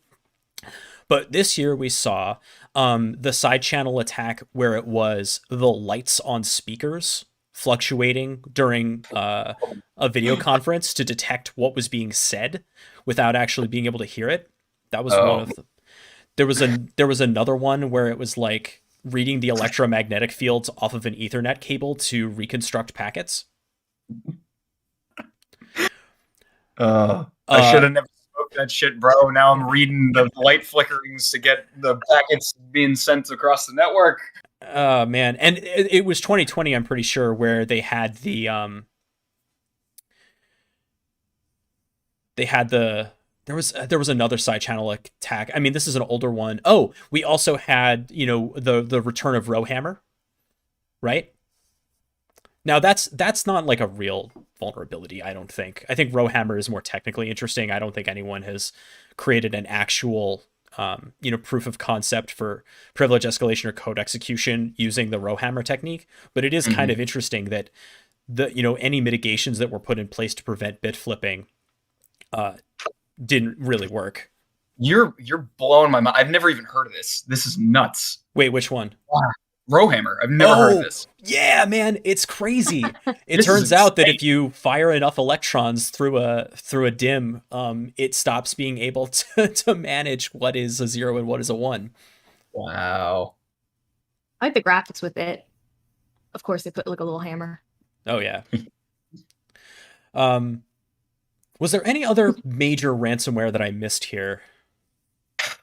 I mean, we got to play that game that we played on Twitter that one time, which was like a ransomware group or heavy metal band name. Oh, that's right. That was so good.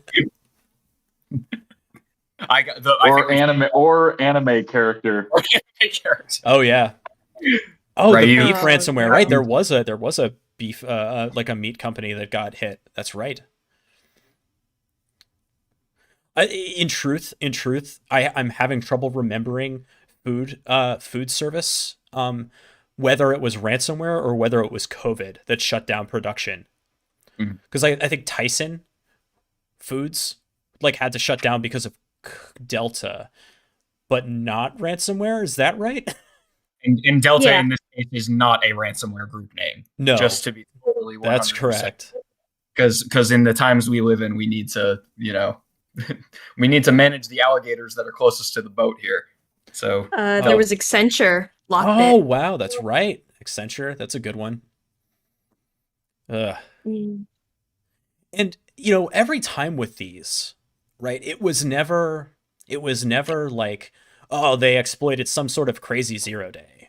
It was always, oh, they had RDP open to the internet. Yeah. Or something like that. Yeah, I think the German furnace one that was phishing, spear phishing. Oh, that's right. We had the return of Emotet in 2021. I didn't even put that in here. Emotet went away in 2020, and then it came back in 2021. Yep. So excited to see that. Comeback tour. Yep, that's right. But yeah, so the reason I mentioned the Israeli research. Really just both Irish and Israeli, both sides of my heritage here. But yeah, so the Israeli research, the reason I mentioned it is because another Israeli cybersecurity organization, the NSO group, just made for all sorts of great headlines this year. Good Lord. So starting with the Pegasus package, I should say, I guess so. designed for one or no click compromises of iOS devices. Got a lot of visibility this year. Husky, Al, Helen, any of you want to talk a little bit more about that? I've done light reverse engineering of a Pegasus sample. I'm not going to say the Pegasus sample because you really have no idea which ones are the original and which ones are clones and copies. Right. But it's a Java application, so you can reverse it back to its original source code. It's, from what I can tell, I mean, it's not particularly sophisticated at all. It's pretty straightforward the way it functions. But yeah, I mean, it's a fascinating piece of software, to say the least. Well, you know, that one is, and then we saw just, what is it, the week before last, I did a report on the newer one, the newer tool they were using that used the JBig2 PDF library, right? And that one is in fact technically insane, where it uses the XOR algorithm that imaged the like OCR library in this PDF viewer to detect text. It uses that to create individual bits and a buffer overflow to inject arbitrary code into the system. Yeah, thank you for that link, Angel. Yeah, everyone should read that, the Zero Click, because it is, I think, for my money, the wildest technical attack that I have read about in some time. That one was like the reports on that one are recent, right? Within the last couple of weeks. Yes. Yeah. Okay. I remember seeing that in the feed and not looking into it at this point, so I'm gonna have to read that. Yeah, Ginger, that is the virtual CPU one. It's been a busy end of the year. too much, too much. It's been a lot. Yeah. So in addition to injecting individual bits to create their code, yes, in order to create, they essentially created their own virtual computer inside the memory space that they injected to execute whatever code they wanted. Utterly insane. And so the other thing I wanted to mention about the NSO group is that Israel decided to prevent NSO group from selling to certain countries, because there was an acknowledgement that this essentially constituted a weapon. And that Israel was going to control access to what it believes is its own arms, and who can who can have it. I thought that was interesting because I totally understand Israel's motivation for doing exactly that. The NSO group, by the way, is not a governmental body.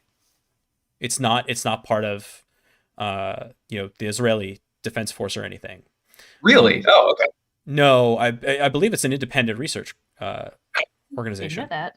Interesting. Yeah, I didn't know that. Somebody can check me on. Somebody can check me on that, but I'm pretty sure they just are in Israel. No, I'm taking this fact too late. I'm citing you. No, yeah, they're just. It's an Israeli technology firm. They're not governmental entities. They're not like what the equivalent would be like a federally funded research and development center. No, they're like if and this was the analog I wanted to make. This is as though the DoD or the State Department prevented help systems from selling Cobalt Strike. Yep. Okay. And that was just Florian Roth would want to see that happen. Yeah. Andrew Thompson and Florian Roth want to see that happen. That's right. But no, yeah, I think it was just fascinating to see that kind of policy move by a nation against, not against, but for a company within their borders. Imagine if, help systems had that kind of restriction put on it. It would never be happen. It would never happen. But just a sea change in the way we think about those kinds of things. And it is true that, for example, like Lockheed Martin can't sell the F-35 to anyone they want. You know what I mean? So yeah, sure. Other kinds of weapons are treated this way. And I'm on the fence about calling these kinds of things weapons. I think that's a bit of a freighted term. That was something else I was going to bring up. I was going to be like, the phrasing of weapon. Yeah. I get it, but also, it's tricky. I think language could be dangerous. Agreed. If we're talking about a ransomware, I think we can essentially call that a weaponized piece of software. Now the NSO group stuff, that was spyware. A bit more surreptitious. Yeah, it is. It's surveillance. It's not, causing direct harm. Yeah, weapon is, as I said, weapon is a freighted term, but we can at least acknowledge that there's some, or we can at least recognize that there's acknowledgement that this software can cause harm and that there is danger to it being in the wrong hands. At least that's what Israel said. I like the phrasing you use, weaponized. Mm-hmm. Because, that it makes it so much easier to be able to, just because something is not inherently a weapon doesn't mean you can't use it for that purpose. Yeah, everything could be used as a weapon. Yeah, especially with the right attitude. Yeah. Like, I understand, as a defender, I understand why Florian Roth gets frustrated with Cobalt Strike. But at the same time, I kind of love the fact that everyone's going for the tool that's easy to access. And like, once you understand it, you can build defenses against it. Exactly. Yeah, we understand a lot more about Cobalt Strike than we would about, anything that's a little, more, that's what I'm looking for. Bespoke? Yeah, let's go with that. I like the word bespoke. Because now we have so many detections built for Cobalt Strike. And it's easier to predict where they're going to move from there. Because we already know how they work. Right. Yeah. Please give me. And a lot of changes are publicized, of course. Yeah. I mean, you can be lazy. That's right. So yeah, Al, to your point, if you are taking the hard time and building your own malleable C2 profile, and you are being smart about the infrastructure that you are using to deploy your team servers, it is difficult. Well, it's not just that. There's also beacon object files. Well, right, exactly. You modify how the beacon operates. There's you can basically customize all of the operation of Cobalt Strike and with aggressor scripts as well. So yes, yeah, I mean, like out of the box, you have detections for out of the box Cobalt Strike, but the nasty adversaries are going to customize it to quite a bit. But without Cobalt Strike, they'd be doing that anyway with their own tools.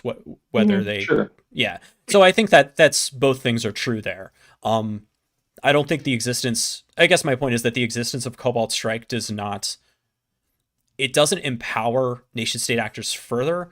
It does sometimes lower the bar for less skilled attackers. But then if they're using that tool and not something else, then we can in fact build those detections for it. Again, less skilled attackers, right? So to your point about, super customization, yes, that is a capability, but we, much like Metasploit before it, if you're using it in a naive way, then I'm happy to have you get caught using it. Yeah, especially if they're lazy and just going for low-hanging fruit. Yeah. All right, and then closing out our ugly stories, of course, we have to talk about Log4j. This tiny little thing. It was do we need to? Small, pretty small. Do we really need to? Haven't we said enough? Just pass. Nobody really picked up on this story. It got a little bit of press, but it really didn't go very far. Well, it's just a tiny little vulnerability. It's a really weird thing. Really weird, strange vulnerability with this one. Yeah, Gingerroot, the Microsoft Exchange bug happened at midnight, so it's 2022. We're not talking about it here. Next year. The real question is whether it's pronounced Log4j or Log4j. I have strong opinions on this. Oh, God. I have very strong opinions on this. All right, well, say it. Let's hear it. Where you stand. It's logging for Java, so it's Log4j. Interesting. Thank you. So there's an install for J as well. And and so my understanding is that that's supposed to be install forge. Oh. Now, that being said, that sounds dumb. And I agree with you. Log4j is what I hear in my head, and so it shall be. Everybody keeps saying Log4j. Has anybody asked how J doing? I like the log for Jesus. That made me laugh. So how does Jay, he or she, I'm not sure at this point, how does Jay feel about all of this? Well, Husky, I think you're going to be addressing Jay directly in the next segment, are you not? I think I'm going to be I think I got some choice words for Jay. Exactly. We all do. I mean, so many takeaways here. I think for me, the biggest one is if you have a compromised dependency in software, your traditional vulnerability management tools are not going to cut it for finding it. That was, I think, for me, the big takeaway. Because unless you're doing a full file system search for the vulnerable versions of the library, it might not be in installed package lists. It might not be in common paths that you search. And God help you for developer, workstations, because it's going to be all over the place. Angel's right. So, yeah, go ahead. Somebody asked me a question here, and I think like the details of the exploit, I think we're all well past that. If you're listening to the stream, you probably know like how it functions. But somebody asked me a question that I actually didn't know the answer to. And Helen, maybe you can help me out with this. I think you probably have the know-how to determine this. When a log4j / log4shell exploit is executed and code is executed on behalf of the Java process, what is the child process look like for that code, that arbitrary code execution? In other words, if I am able to serve the Java file, the Java class file, and run a whoami command on that Java process, is that inside of the Java process, the main Java process, right? I don't know what that is. I don't know if it's a child process. I don't know if it's inside of the main Java process itself. I'm just really not sure. That's gotta depend, though, doesn't it? It depends. So the answer is yes, sort of. So remember that it's like the way the Java application was launched. So remember that if it's some jar, right? Whatever user was used to kick off the Java tac jar with whatever options. That's going to be the user context that a forked process will run from. Okay, and it will probably be a forked process. So you'd probably see, if it was a naive command.exe running whoami, you'd probably see that spawn as a child from java.exe or whatever jar file that happened to be. Yes. Yeah. Interesting. Okay. My worry was that it was going to happen inside of the Java runtime itself. And I was like, what defense product on earth hooks the Java runtime? I couldn't think of a single one. So the reason why that's not true is because the JVM, the virtual machine, is spun up for every Java application that you run. Yeah. Okay. So like if I have two different Java applications, I have two different instances of the JVM running at the same time. Interesting. Okay. So that's why. And in fact, that's part of the reason for the way the mitigation looked the way that it looked, because you had to set either at the command line the specific options for the JVM that you were running, right? The like log4j messages equals false or whatever that option was. You set that at the command line, and you had to do that if you had multiple applications that were using the using log4j. You either had to set it in the global java.properties file, or you had to modify every single one of those Java tac jar calls. Okay. Interesting. Yeah. So anyway, this thing sucks, and it's going to suck for a while. Not in so many words. Like it's like splitting the atom, man. It's like a nuclear meltdown. Like, even after the initial blast after the mushroom cloud is gone, we've got fallout that we're going to be dealing with for a long time.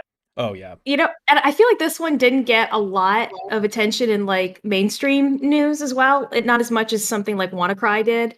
Yeah. And so it was funny, and I hate to use this analogy because fuck J.K. Rowling, but it felt like Voldemort was back and the Muggles didn't know about it. And I would walk outside just so beaten and defeated and feeling shitty. And everyone else is just around me just like, la la. Hey, Helen, you look beat. What's up? Yeah. My neighbor was like, are you all right? And I was like, I haven't slept for like 48 hours. I think that, I mean, normally that's okay, but for this reason, no.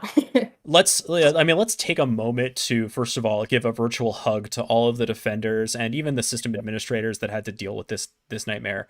My heart goes out to you. I was certainly in the trenches with you all.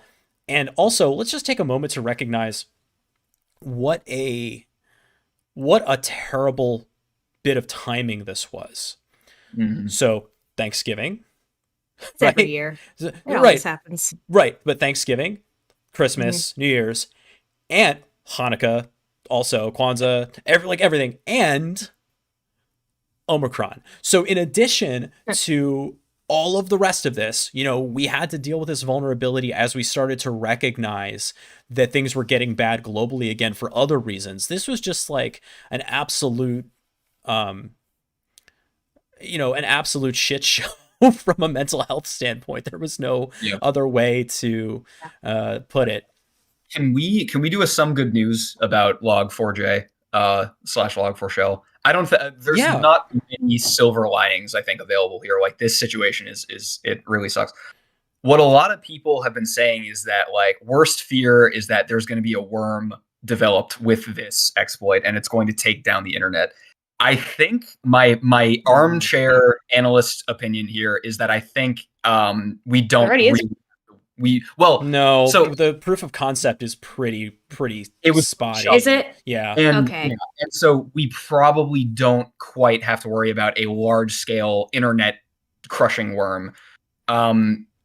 For a couple different reasons. I mean, very briefly, I'll go into why I think that's the case. And this is all kind of rehashed from what Marcus Hutchins put on Twitter, but I think he's spot on, and I think he knows what he's talking about. Worms are super targeted for super specific reasons, and a worm for WannaCry and a worm for Log4j, mechanically speaking, are going to be very different in terms of exploitability. When a worm is exploiting a protocol that is like template shipped with every Windows system, the mechanics of the exploit don't have to be very complicated and account for a lot of things. And that's why when you reverse engineer WannaCry, it's actually pretty straightforward. A worm exploiting Log4j at a massive scale would have to account for so many different environments that the vulnerable component exists in. And so Marcus Hutchins' take is like, the IoT worms, the little dinky IoT worms that we've been seeing probably are the worst that it's going to get. And he was like, I don't think we have to worry about like a large scale worm coming from the actors that have the capabilities to do this and have the motivation to. And he was like, and if you're thinking about worst case scenario, I think it already happened, which was the massive exploitation across the board of just all of the applications that have Log4j running. So I think that's right. And I also think, when you talk about you don't even need it. I think there's a distinction to be made here between worm / like attack campaign that is so widespread, meaning, a one-to-many as opposed to a many-to-many, which is really what you're talking about from a worm standpoint, where one compromised system starts going after others. I think the mechanics, as you were saying, of what gets compromised even if you get code execution, which is becoming less and less likely on one of these systems, is you're not going to have a lot of mobility, right? It wouldn't be my first choice for a worm because I don't have as much of the OS available to me. Mm-hmm. Well, I mean, the heavy piece of it is depending on that self-replication. Try and pronounce that. Because I was just taking a peek when I was like, oh wait, and I took a look, and can't self-replicate, depends on an LDAP server, and the IP is hard-coded, which was dead. So there you go. That's not a worm. Yep. Yeah, but Sec Plus studiers, take note: the difference between a virus and a worm. Right? An easy, however many points for you. Exactly. One thing I do want to shout out with Log4j was that it's always nice to see the community come together to help each other out. And the sharing of research and sharing of mitigations, and even kind of like the sharing of what is vulnerable because vendors weren't being super vociferous about it, was really, really nice to see. I agree. A great deal of my weekend was on Twitter and on GitHub and on Zoom meetings with other threat hunters, sharing stuff, discussing stuff. And I don't want them to know this, but it was also kind of fun and enjoyable. It was a lot of work and it was stressful. But there was a lot of learning happening at the same time, and a lot of good communication and a lot of good connections made through it as well. So there was like a little bit of a good in it. I think there's the memes were good too. Oh, very good. I think there's a thing for incident responders. Helen, maybe you feel the same way, but like, yes, it's bad when things go bad, but at another point, I'm kind of like, all right, kind of fun. Let's go. It's time for me to actually kick into high gear. Yeah, I left incident responding behind because I couldn't stand having that feeling of urgency. Kind of part of the job duties constantly all the time. But when something big like this happens, I won't lie, part of me is kind of excited about it. it's like, I imagine, I don't know this to be the case, but I know that, military aviators, for example, it's not great, but like when they actually have a mission that isn't a training mission, it's like, oh yeah, I get to use the training that I have invested so much in. I mean, it makes sense to me because I came from being an EMT. So like that, I guess that same kind of excitement of being like, oh, okay, I get to learn use what I've learned and maybe learn more in the process. But except I'm probably not going to kill anyone this time. So yes, I think that's, yeah, let's pro life saving rather than, dropping bombs on people. Any other parting comments on Log4j other than screw you Log4j and screw you Java? Well, yeah, be seeing more of you.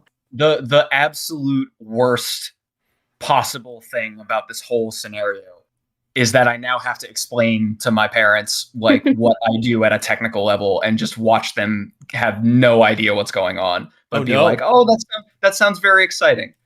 I'm like, I just let my mom go for it. It's funny what she comes up with. Can I ask what cyber police? What do you all tell people you do? I mean, I don't know what the last time you went to a party was, but what do you tell people you do when people ask? I'm trying to think of the last time that happened, and there's nothing in recent memory. So let me cue the data tables here for a second. It's archived data. You don't have it in the Redis cache. I just tell them I'm a cyber Swiss Army knife, and I got like a tiny screwdriver you'll never use, and a little lockpick that breaks the first time you use it, and a toothpick for some reason. And none of them will ever get you any results, but like, man, can I be applied in a lot of different. You know what I mean? Yeah. One of those kind of things. So somebody else says work with computers. I do not say that because I don't want to fix anybody's printer. Yeah, now they're gonna anymore. Cybersecurity. You just say you work in cybersecurity. Mm-hmm. I guess, yeah. I say I'm a threat hunter, and they go, "What's that?" And I essentially say I look for bad computer things that are missed by other means. That's like the simplest way I could put it. I truly believe the threat hunter is the most badass title that we have. It sounds cool. So, yeah. Have you ever told somebody you're a threat hunter and they respond like, "Oh, like RoboCop"? Well, I have a RoboCop thing on the wall behind me. I don't know if anyone noticed that, but it's one of my favorite pieces. I do think of RoboCop a little bit. It is the coolest title in, I think, cybersecurity, besides maybe penetration tester. But that sometimes can rub people the wrong way. No, every time I talk to regular folks about pen testing and I use the full word, I get raised eyebrows every time. Gingerroot says Paladin of Pwn, which I think is dope as hell. We also got Disciple of the Order of the Script, I think is a good one. Yeah. I usually say like I'm some version of like defending an organization from cyber threats or something like that. So like I try to stop bad guys. Anything that takes it away from I'm in a position to help you with your phone or your printer. That's really like my objective in that response. Oh, wow. You like do hacking stuff? Oh, so my girlfriend, well, she's my ex now, really. But see, the thing is, I'm not doing crimes for you. We're done. Facebook. Oh my God. Please, sir, can you hack Instagram? I only got 2 help desk requests over Christmas. The best thing I did, I know for a fact my mom is watching, so hi, Mom. The best thing, the best thing I did for my tech support needs was get my family Chromebooks. Highly recommend. All right. I think we're pretty much done with the ugly stories then, so we're going to move on to our next segment. This is a slightly longer stream. Is everyone good to keep hanging out? Oh, well, let's do it, man. I'm having a blast. Yeah, same. Okay. Okay. Can we talk over here for a minute? Now, this was Husky's idea, and what we want to do is we want to have a frank, open, loving conversation with organizations or projects that we feel need some tough love. And so I'm going to pass it over to Husky for our first Can We Talk Over Here for a Minute? All right. Java, can we talk over here for a minute? All right, look, you had your moments in the 90s, but as we all know, the 90s were 60 years ago, so I think it's best that you quietly collect your things and leave. All right, I get it. Cross-platform code compilation must have been quite the technology back in your heyday, but today it's pretty commonplace. As much as I like instantiating objects in order to make factories, to be able to create new classes for new objects that I want to instantiate to make more factories, something tells me there's got to be an easier way to make software in the modern era. Because I can only type scanner equals new scan scanner so many times before I want to instantiate my fist into my monitor screen. You have lost a bit of your luster. I don't know if you know this, and I should be really, really careful how I say this, but people think you and JavaScript are the same thing. Is that a conversation you want to keep having? Oh, no, see, I'm actually, that's a web technology language that's used to script website client-side, and I'm a cross-compilable, object-oriented programming language, but it's a common misconception. Haha. Is that a conversation you want to keep having, Java? I think you're kind of like a townie football coach that's sitting in the townie bar reiterating your same 10 high school football stories into a room full of people who won't listen. And that's fine, but this year, right before Christmas dinner, you got way too drunk, you crashed through my dining room wall with your Bronco, and you broke my priceless Ming vase. Is that the legacy you want? Java, I ask you as a friend, please take some time to figure out if you're still relevant here today and figure out what you're going to do when you realize that you're not. And this has been Java. Can we talk over here for a minute? Amen. And while you're at it, Java, get the hell out of the AP Computer Science curriculum. Yeah, that was my first. That was intro to programming 101 was with Java. Java was my first programming class, part of my college curriculum. I mean, I have blog posts in old history when I was just an educator where it's like, this is stupid. No one should be doing this. Your first program should not be like public class main, and then you void main, and then it's like, just ignore all of that just so you can do system.println.out hello world. It's so stupid. Python should be the first language you learn. End of discussion. All right. So I have a Can We Talk over here for a minute, and I'm going to try to do this, Jon Stewart style. I've got my, meet me at camera 2. I don't have a second camera, but meet me at camera 2, and we're going to talk to CISA, the Cybersecurity Infrastructure and Security Agency. So CISA, I want to start by saying how much I respect CISA, or CISA, or CISA, if that's how you choose to live your life. I really respect you. You care so much about security. You care about it so much, you put it in your name twice. And I read all of the US CERT advisories. I'm really grateful for them. There's no one else who's going to tell me about 0 days and everything from Java logging libraries to thermostats to poop filters. That's actually one I read yesterday from you, and I loved it. You're the heroes America needs and far better than we deserve. But as useful as your information is, I have to wonder what the world would look like if CISA would actually do something about negligent cybersecurity practices instead of just warning against them. I want to take one of your older executive branch siblings, the EPA, the Environmental Protection Agency. It was given the power to set federal environmental policy and enforce it. Without the EPA, by now we'd all have gills or 3 eyes and we glow in the dark. Ooh. Actually, that sounds rad. Never mind. The truth is we'd probably just be dead in a toxic ditch. Now, I know that the Cybersecurity and Infrastructure Security Act that formed you doesn't explicitly say that you can set policy and create regulations. But hear me out. Who cares? We had senators just abet a violent coup and face no consequences. Coup attempt, I should say. Nope. Who's going to stop you if you start calling out power companies with password 123 as the admin password for their open to the internet control server? No one is going to stop you. Plus, it's not going to be the first time a federal agency took it upon themselves to regulate beyond their charter. The FCC has been doing it for almost 90 years. The act that created the Federal Communications Commission did not say that they could set fines for using outside your bandwidth radio frequencies, but they do it anyway, and no one cares. By the way, fun fact about the EPA, it was signed into existence by President Richard Nixon, and your agency came into being through the only president who could make Nixon look good. Woo! I'm saying, look, taking power and asking neither forgiveness nor permission is in your DNA. If abuse of executive power is your birthright, why not wield it for some good? So, seize the reins, embrace the will to power.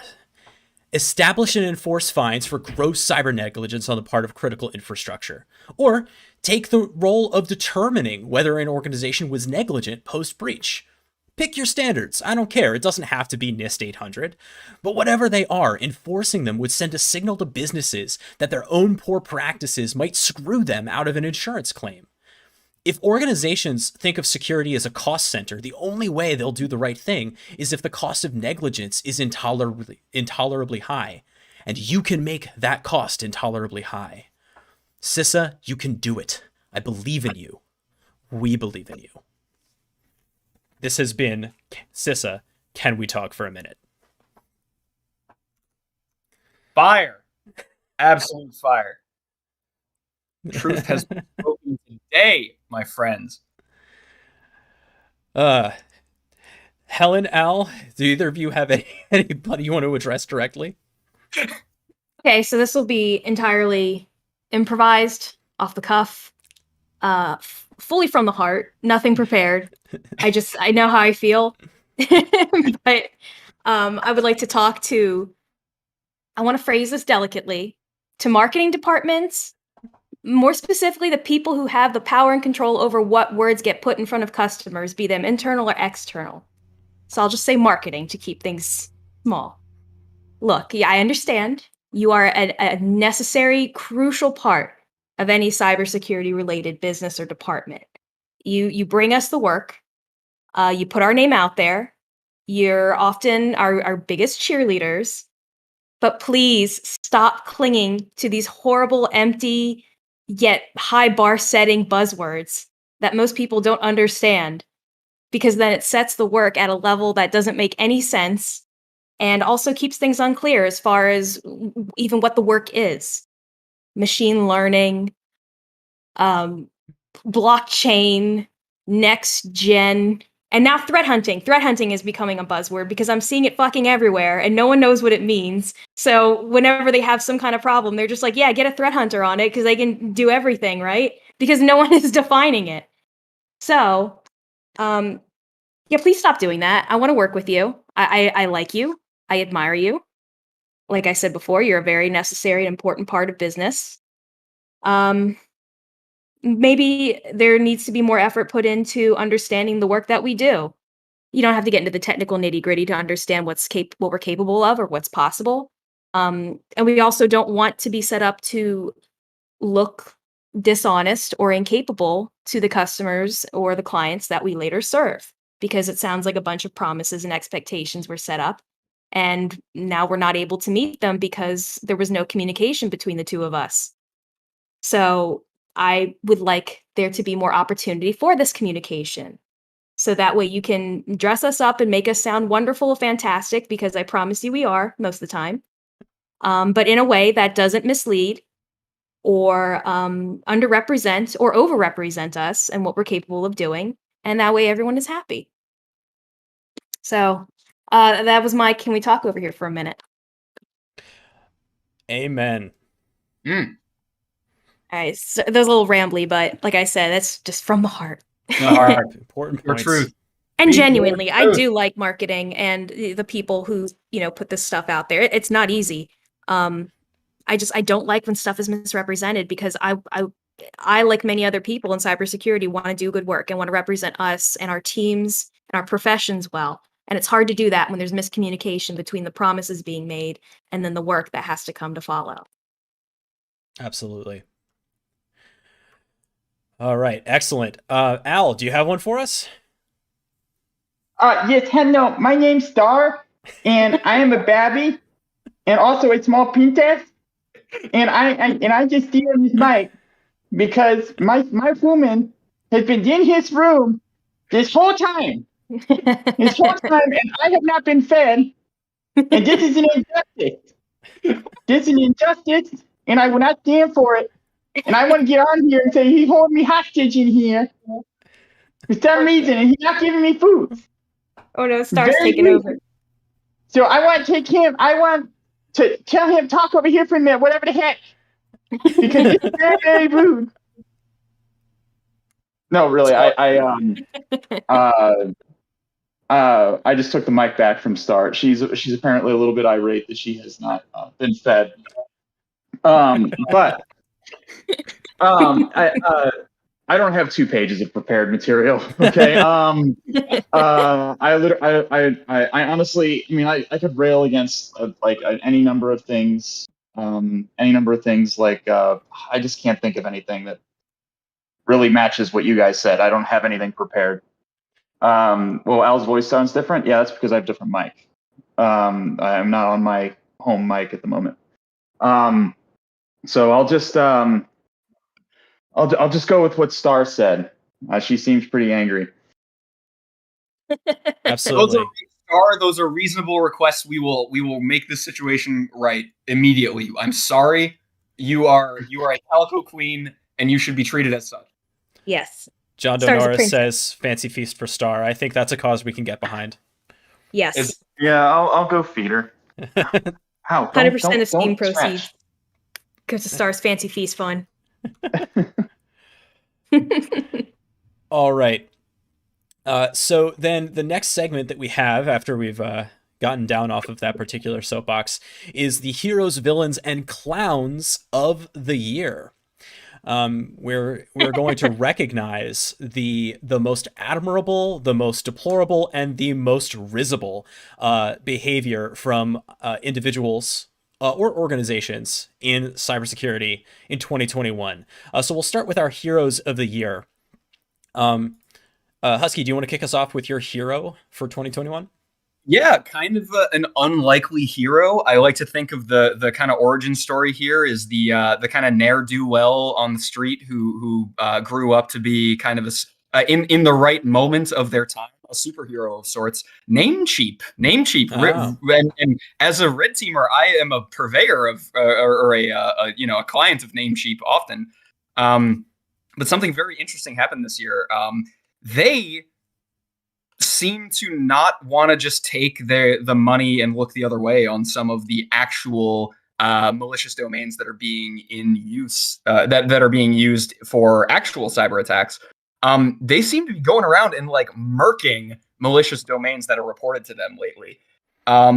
It's kind of incredible because like it could be so easy for a company like Namecheap to just be like, yeah, we do the business, but we don't, we're a platform, not the police. So we're just going to take the money and look the other way on it. But it looks like they have a really good track record now of having people report malicious domains to them and them taking them down if they're being serviced by the platform. So like of kind of when I thought back to kind of the heroes of this year, kind of the understated one, but something that's like really courageous and really admirable that's happened in the community is Namecheap going around just smacking down those malicious domains. Great job, guys and girls. You guys have done a fantastic job with that. No, agreed. And you love to see it. I mean, and especially because that kind of responsive behavior brings into stark relief the organizations that weren't doing that. For example, I don't know if you remember like Cloudflare taking forever to shut down yeah, like exactly. racist and seditionist organizations that were using their platform. You want to see responsive service providers like this. Yep, for sure. Helen, do you have a hero for 2021? I'm thinking that analyst we were talking about earlier who discovered. I wish I knew her name. Yeah. Yeah, I know. I was trying to find it since then, but yeah, definitely, especially as someone new to a company and somewhere as prestigious, to follow through, speak up, and draw attention to that. Absolutely. I'm assuming Al is now feeding Star. Probably. He is, yes. So the hero of 2021 is, according to Star, who's the only opinion that matters, is me for feeding her. So thank you. I mean, fair enough. Based, Queen, based. He is. I'm gonna have to go with Kevin Beaumont, aka Go See the Dog, on Twitter. Kevin is, I believe, a former Microsoft employee, but has been Good one. an absolute champion, making sure that all of the 0 days in Windows that were released this year had good documentation about what they were, how to detect them, how to defend against them, and tracking the patching cycle to make sure that the patches actually address the issue. So take Petit Potem, for example. Kevin was working alongside Ben Delpy, the creator of Mimikatz, during that whole process to track whether the issue had in fact been addressed. He was also the one who gave us the term Hive Nightmare, I believe, and did the first big write-up about that particular vulnerability. And then moving forward, he was instrumental in the Log4Shell write-ups. Just like every time there was a massive 0 day, Kevin was the one who gave the community the best and fastest access to information and kept on top of it, right? Continued to update the threads, make sure that the latest information was available. Just an absolutely invaluable resource for the community. So I have to give it to Kevin. It's a good one. I And agree. Thanks for There's putting one it on the Twitter card. account you need to follow. Absolutely. That's how I put it in there so people can follow if they don't. All right. Moving on to... I would say also John Hammond. Honorable mention, John Hammond for the Log4j, the Log4j room on TryHackMe. It was a really well done room. So the turnaround on that was crazy. Good one. Good one. Yeah, really fast and comprehensive. So that's what I'm giving him points for: the fast, speed, and comprehension. Yeah. Yep. John's the absolute best of us. And I look forward to seeing what else he does for many, many years at this point.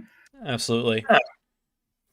And he's so nice. Oh yeah. Yeah, real gent. He's the Bob Ross of InfoSec. He is. Perfect. Al has Ross is the Bob Ross of InfoSec. Thank you. Oh really? Okay, the Mr. Rogers then. Perfect. I can take Mr. Rogers. I see that. Yeah. Gonna have to get rid of all my red sweaters. All right, we now move to Villain of the Year. So I will kick this one off, and I know that Husky, you and I actually have a match for this, which is the Conti pawn scum that are attacking hospitals and other organizations, and just being really brazen about the way that they're doing it, even for a criminal organization. They are daring law enforcement to go after them, and I really hope that they're next in the DOJ takedown list. But yeah, Conti is the absolute worst of the worst. They don't care whom they impact, and they're willing to go after people whose lives depend on those services. So yep, they don't come any worse in cyber than Conti. Yep, same. Nothing to add. You absolutely nailed it. Helen? Well, yeah, I have one, and this is another kind of broad one, but basically anybody who turned to their blue teams, their defenders at the end of this year and said, how come we didn't find this? How come you didn't catch this? How come you didn't think of this? Basically throwing the blame on the people who are hardworking, who are doing the damn best that they can with what they have, only to have blame passed on them for something that was almost entirely out of their control. Actually, entirely out of their control. Yep. So they're villains, and they do nothing good for teams, for morale. All they do is just break things down, and they need to be stopped from doing that in the future. A few things are more toxic than oblivious management. Yes. And it does nothing. It's not constructive. It doesn't fix anything. It doesn't motivate. It doesn't move things forward. All it does is put people down who are already putting so much into what they do. And often thanklessly, depending on where they are and where they're working from. So they're villains, and they shouldn't be in the positions they're in if they're going to do that sort of stuff. Hear, hear. Al, do you have a villain for 2021? I mean, The creators of Zap, guess, well, they created Zap before 2021. That'd be one, but that, I mean, it's too obvious. I mean, I can't nail. I mean, I could just say all the boilerplate stuff like, oh, Russia real bad and China bad and ransomware operators bad. Well, I just gave a basic bitch answer, so. I mean, your answer was better than mine. Better than my answers. I don't really have a good villain for the year, honestly. Like a good singular villain for the year. So I guess we'll just go with Star's opinion, and that's me again. Whenever I don't feed her when she wants food. Yes, Queen. Yes, that's all the time then, except for the one time that you do feed her. Somebody get her a podcast. It is all the time. Yes. She does need a podcast. It's really, really perfect for the relationship of cat and person that both most loved and most despised simultaneously. It is so true. Oh man, Star, she's the most charming cat. You have no idea. I would kill a person for her. Well, no, but I would feel like I would. She's so sweet. Let's get Cosmo. Let's get Cosmo and Star their own podcast. Own reality TV show. Yeah. All right. So, and I just see, chat can't stop talking about Missouri. Oh, chat, the year was longer than a month. I want to make that clear. Like, other stuff happened in the year before December. So that's why we're talking about some of these others. That being said, we're moving into the clown of the year, and I'm sure you're going to get some of your wish here. Helen, do you want to start us off with clown of the year? Oh, okay. So my nominee, or I guess my contribution to clown of the year, is Jeremy. How do you say his name? Ciorera. For those of you who don't know who he is, Cloaca. Cloaca. That's how you pronounce it. I think it's I think it's Chiara. Cioara. You know what? He's not even worth the effort to pronounce his name correctly. It's Cloaca. It's Cloaca. Oh, okay. I assure you it is. It's Jeremy Clown. And for those of you who don't know who that is, he got some attention on InfoSec Twitter, I think last month, responding to Tackett Pacer, who is a network engineer on Twitter. And he said to her, she was talking about how there's like little resources to get women into network engineering. There's a lot for different areas of cybersecurity and I guess computer science in general, but not so much for network engineering. And I believe he responded to her saying, in order to be successful at network engineering, you have to have knowledge, skills, and desire. Most of the women that have taken my classes over the years gained the first two, but not the last. God. What made you different? Basically saying women just don't have the desire to be network engieniers. Why are you so special? Yeah. And basically he got a lot of backlash for this, rightfully so. And then he tried to backpedal and say, no, you all misunderstood. And then asked the question almost exactly the same frickin' way. The same condescending, just ridiculous. And what bothers me most about this is a lot of people are like, I don't see the problem in what he said. He was earnestly trying to ask a question by ignoring everyone who was responding to his question, saying what was wrong with it and what the problem of even asking that in the first place was. Like, how does he gauge the desire of the women who take his class? That's another question he never... I asked him this question. He never answered. Oh, it's obviously just how much they give him attention. Yeah, like what? It's obviously that. Do you have, like, follow-up, like, with them? Like, how do you know? And if it's any indication to, like, how you act in class with the way you're talking on social media, then no wonder you don't see any desire from them. I would want to get away from you as soon as possible with that kind of bullshit. Just skeeviest guy. It actually got worse too. Not to dwell too much on Twitter drama, but Alyssa Miller, who's all kinds of a champion, right? She invited this guy to do like a private conversation, and then she came away from the talk thinking that it was productive and that he understood what was problematic about what he was saying. And then he turned around and just did the same thing again. So it was clearly, He didn't learn from it. Yeah. He did that just to say he did it, which is a shame. I mean, because I like her and what she has to say. So if she says it seemed like a productive conversation, then I'd be interested to hear what his takeaway from that would be, since she thought it was productive. But then he came out and did the same thing again. And then apparently he made a YouTube non-apology that I haven't seen, and I don't know if it's even up. hope it is, because I do want to see that. Man, what a shame the discount is no longer, or the dislike is no longer shown on YouTube as well. I would love to see that ratio. Yeah. I mean, it's this kind of, this negativity isn't necessarily something that is outright like obvious. People look at it and see it as toxic, which is why it's so easy to slip by and be prevalent in industries that are dominated by men. And, you wonder why women are hesitant or a little not reprehensive. What's the word I'm looking for? Apprehensive? Yeah, reprehensive. Yeah, thank you. To come into these fields. And it's because you have to deal with this stuff. And I'm not kidding. Sometimes on a daily basis, the sort of, what makes you special that you're not just thinking about shopping and boys? You know? How do you answer that? And this isn't going to stop, by the way, until dudes call other dudes to account for it. Yeah, and, like, for real. Sure. It's not enough to just ignore it. It's not enough to just quietly in private say, hey, I'm an ally. Nah, that's not right. You have to be like, hey, this is wrong. You need to stop now. It's not okay. And like impose cost on the toxic dudes, of which there are way too many. Yeah. Just a guy 1, 2, 3 women are by nature more consistent and patient. Get out of here with that sexist bullshit. No women are by nature anything in here. Consider that your warning, Just a Guy. I'm not going to hear any more of that nonsense on this channel. I was really proud of the response I was seeing by the people that the men that I admire and that I follow and that I know on Twitter, saying this isn't right. This is, putting it out there, saying this guy's a load of, saying a bunch of bullshit essentially, and we're not just going to let him, slide past with this. It is important to have, allies. And like I said, my first mentors were men. And luckily I had them not treating me that way, not treating me with kids' gloves or thinking I was different, just treating me like anybody else, just giving me the same shake at things and letting me do my thing. It's important. Just chill. Everyone just chill.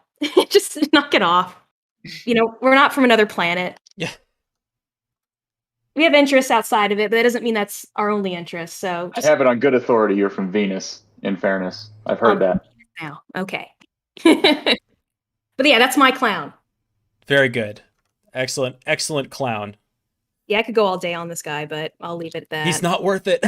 I mean, the problem is worth it, but this individual, Yeah.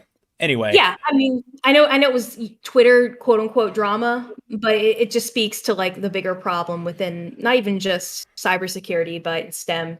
I mean, that's the thing though, with quote unquote Twitter drama, like it's too easy to dismiss real problems that happen in that space as just that, when it turns out, no, it's indicative of toxic behavior that impacts people in real life.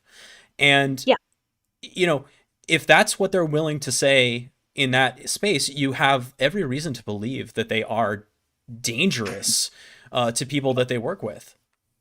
Yeah. Oh, and one thing I forgot to mention when you were saying, with having men say something about it as well. Usually when it's women responding, people are like, oh, calm down. You didn't mean it that way. You're being sensitive. It's nice when you see men being public about their response to it as well, saying this isn't okay. It's not acceptable.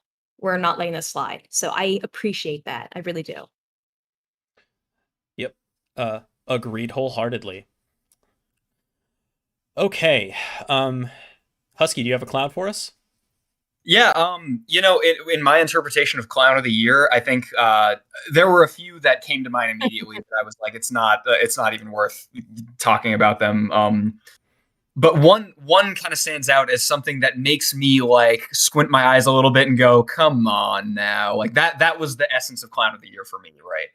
And so when I looked at Microsoft, casually kind of recommending that people switch to cloud solutions instead of, I don't know, taking responsibility for their on-premise solutions that they've already sent out and sold to people.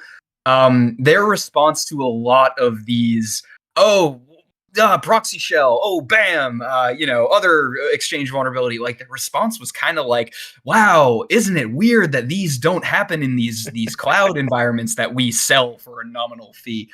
And I'm just like, come on, guys. That was clown of the year for me. Oh, definitely. It's such a left hand doesn't know what the right hand is doing thing. Yes. Because they're two different teams, right, at Microsoft.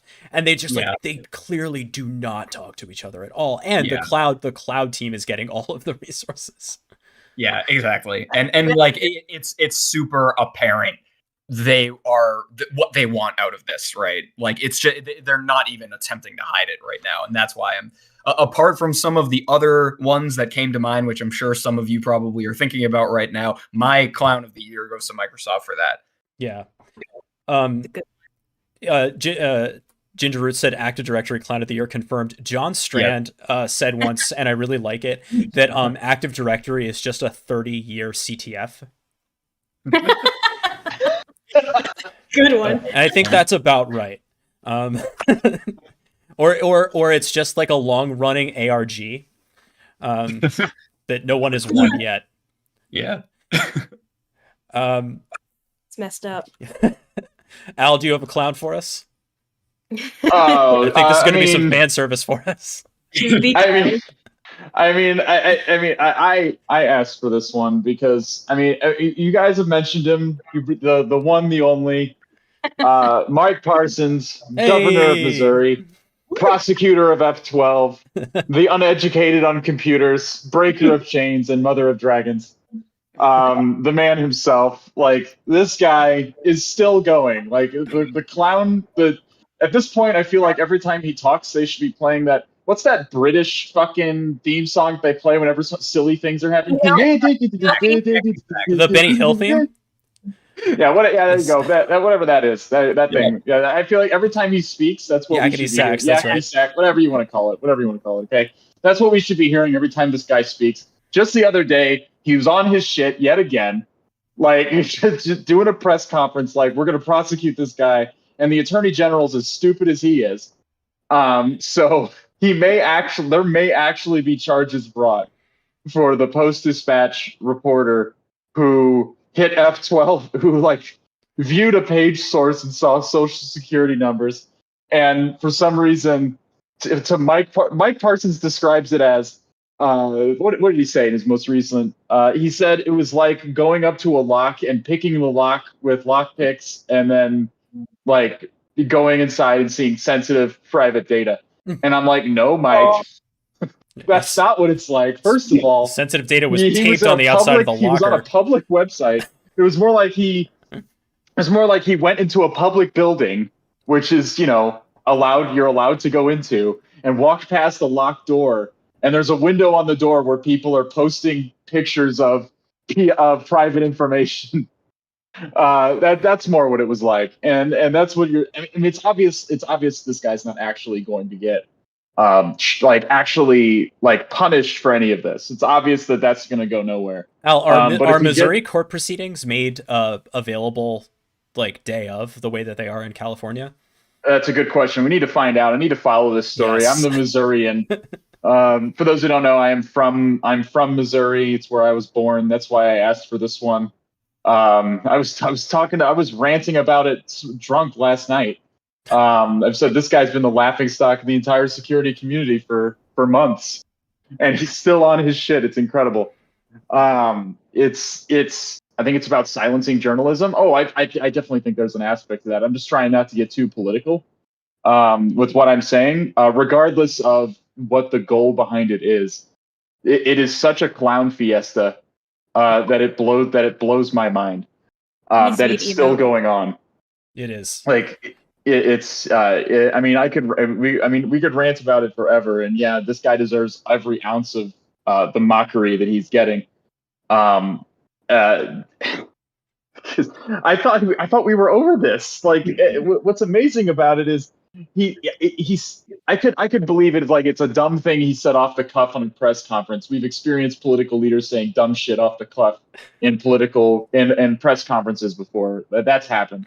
But this guy is still on his shit. I can't imagine the number of people who have tried to explain this to him. I cannot imagine. I think it might be low. I think it might actually be low. I'm wondering if he's just surrounded by sycophants, right? Who are like, absolutely, Mr. Governor Parsons, go get them, because that's the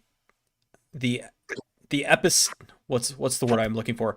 Epistemological closed loop that they're in, right, requires that kind of 100% agreement. So I wonder if there really is a lot of people just saying, yeah, go get them, and not a lot of people saying this is a mistake.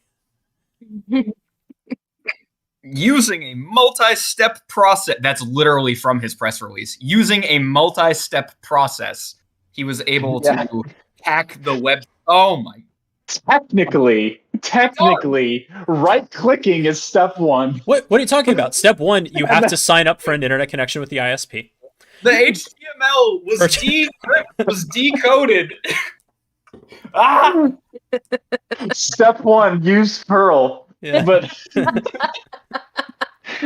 I mean, obviously, anyone who knows anything about computers, you don't even have to be in cybersecurity to know how on like a bald-faced pile of idiocy this is. But I think you might be right about that, Tag. I think you might be right that he's just completely surrounded by yes men, because from what I'm reading, the Attorney General of Missouri is like on board with prosecuting this guy, which is absolutely mind-boggling to me.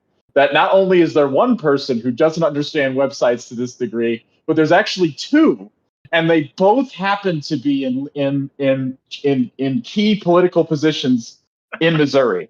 It's incredible to me. What are the odds? What are the odds? It's source code is a crime. Yeah, exactly. Oh man.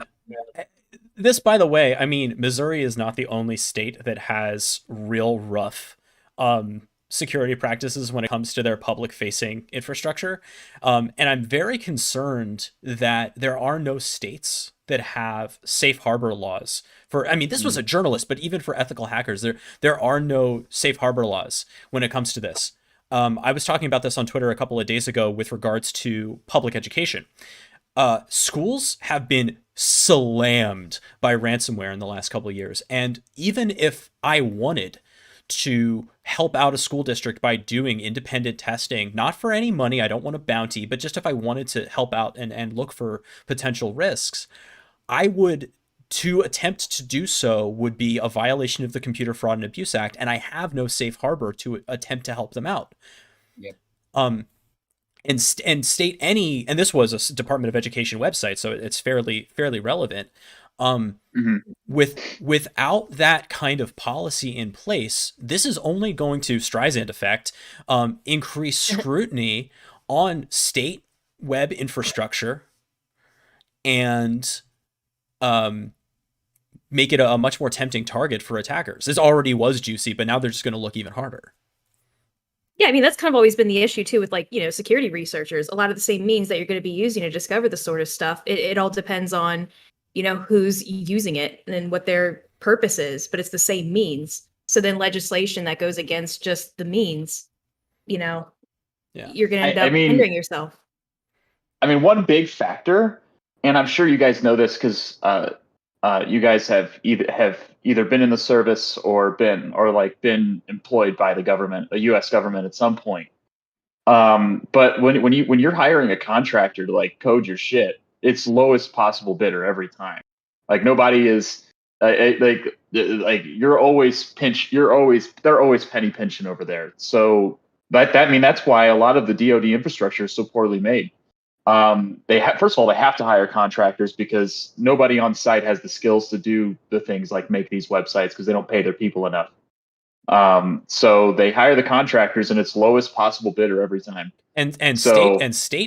States are in the same boat, right, as federal. Mm-hmm. They have less money, and they also don't have STIG or any other set of security standards that they have to adhere to. God, I'm sorry. When you said lowest bidder, of course, I thought right back to Armageddon, the part where they're sitting in it and they're getting ready to go into space, and he's like, "How's Steve it feel?" Buscemi, Like they're sitting, yes. on this rocket fuel on a vessel built by the lowest bidder.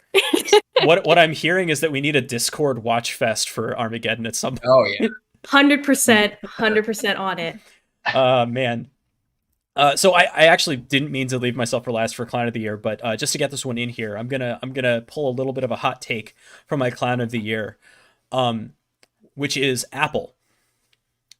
So I think that Apple, generally speaking, is pretty good about security. Now, they actually had to pay out a bunch of bounty to Ben Sedeghipour or Nahamsek, right?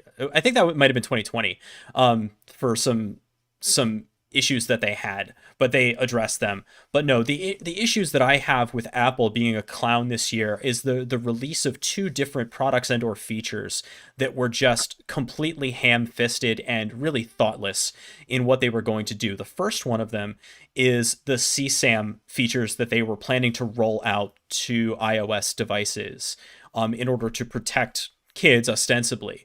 If you don't remember what this was, the idea was that they would be using machine learning algorithms to do what are called partial hashes or segmented hashes of images to look for anything that matched data from a CSAM child sexual abuse material database that they had available, to look for anything on users' phones that matched that material. Okay. Now, here's the thing about this. The way that it was supposed to work was that the images that got hashed, like the images didn't get sent anywhere, but notifications would get sent to Apple. And after a certain number of alerts, right action would be taken against an account, whether it was an iCloud account or what. The concern that people had about this, I mean, naively, was about privacy. I'm not as concerned about the privacy aspect about this because of what is actually getting sent off of the device. The calculation of the hashes is being done in the digital escrow, the same place that your like Face ID data and everything else is stored on the phone. I'm not too concerned about that. Okay. But I am concerned about the fact that it is really up to Apple and their constituents, aka shareholders or markets that they care about, to decide what constitutes what goes in that database. Right now, it's the NIDS database, I think. But already we've seen that Turkey would like to have a conversation about what can get detected by this process. You have to imagine that China might have some conversations about what kind of information could get detected by this. What if there was some sort of any kind of what would be considered contraband information by these nations? And if Apple is the arbiter of what data gets searched by this, it's an extremely concerning thing. So I have concerns about that. They've actually held off on the release of this based on some of the blowback that they had. But I'm interested to see what they do next with it. Apple likes to make a big deal about how secure their platform is as opposed to their competitors. But if they're using this escrow technology in order to search private information, even if it is for good reason, to me, it smells a whole lot like the people who want to put backdoors and encryption to protect kids. For a good reason is always, always, always the pill they make you swallow it with. Yeah. Or what they make you swallow the pill with. It's always for national security or for protecting children or something else that just goes down better than whatever nefarious other purposes could be going with it. Yeah. That's a little, yeah. And the other product that I think was just absolutely thoughtless, and I believe that there were 0 women involved in the QC or the research of this, was AirTags. Also, Helen, what did you call them earlier? What, stalker or something? Stalker treats, I think, is what you call them. Stalker treats. Stalker treats. So what we have is a device that is detectable by any iOS device in proximity, and that the owner of said AirTag can use that crowdsourced location data to track the AirTag wherever it is. Insane. And, Isn't that just all Apple devices, that they're always tracking you all the time? Well, so the trick with the AirTags, right? So one of the things I saw recently was that a woman found one of these in the wheel well of her car. Mm-hmm. Oh my God. So basically she got LoJacked, and every iOS device that was in proximity, including hers, was just giving away the location. Now, it is now the case that if an AirTag that you don't own is within your proximity for X amount of minutes, you get a notification on your iPhone that there is such a device. But 1, you got to find it. 2, you got to know what that means. And 3, if you have an Android phone, that's not true.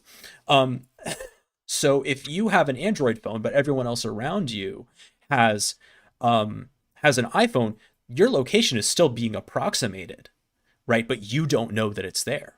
Yeah. Yeah. I mean, it's sad with this sort of stuff. My first thought is often domestic abuse implications of this sort of stuff. Or not even just domestic abuse, but just stalkers, stuff like that. Not to say that's, you can put that in a million different things. And does that necessarily mean something should be like, put off or not done because of it? No. But, still, it's concerning. John DeNorsis must be tough on the 405 in LA. Yeah, I would imagine so. Yeah. Just like stopped in traffic within 20 feet of somebody else. There may be some work done to account for those high density areas. I hope so. Although it's interesting you mentioned, because like LA actually has problems with GPS pathfinding a lot of times right around the 405, because like Google Maps doesn't know how to decide whether to use surface streets or the freeway, because according to Google Maps, they're the same thing. Anyway, the population density of Los Angeles, and I imagine, New York and a few places like Chicago, really cause havoc with some of these kinds of services.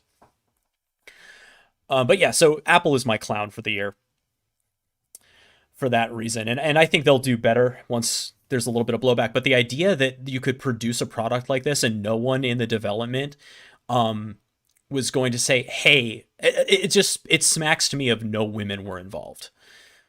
White Cyberduck asks, why weren't these concerns about tiles? The difference with tile is that you needed to have the app on your phone in order for it to communicate. So like, if there's somebody else's tile near me, but I don't have the tile app on my phone, they're not gonna ping. But with the AirTag, it's any iOS device, right? It doesn't have to be. It's not opt-in. So that's the difference. And of course, the number of people who have iOS devices is way higher than the number of people who use tile. So just like the resolution is much, much better. All right. Moving in, can you opt out of it? I think you can. I'll have to look into that. No? Okay, maybe not. So we're going to move into our final segments here with predictions. So we're going to prognosticate for 2022, and with any luck, we'll be able to come back in a year and see if we were right or wrong. Would anyone like to gaze into the crystal ball for 2022? Yeah, more 0 days. More 0 I days. predict that the CVE high score will be higher than it ever has been. Okay. I mean, low-hanging fruit. Do you want to get any more specific about that? No, I would like to be correct about my predictions. Okay, so your prediction is there will be 0 days. No, my prediction is there'll be more than any year previously. Okay. And that the number of CVEs will be higher than the CVE number, which is sequential, is it not? It is. It doesn't seem like it, but it is. I believe it's sequential. Like I don't know who won CVE 2022 but presumably someone has won that already. And I think the high score will be the highest in 2022 that it's ever been. Do you want to put a number to it? Oh God. Even just like an I want to order be correct. Even just like a plate, like 50,000, 40,000. Oh, we should get a betting pool going. A betting pool. I'm just trying to hold Al's feet to the fire because there are going to be a bunch of 0 days. Isn't a prediction. No, I said there are going to be more 0 days than any year previously. That's a prediction. Maybe. How many were there this year? How many were there this year? How did the CVE number do?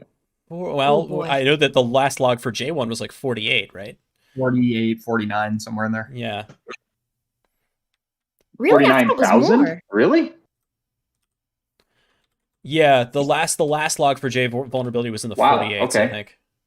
Okay, well, I'll guess 60K then. 60K? All right, so we'll hit 60K on the CVE numbers. I like it. Okay. Husky, you got something for us?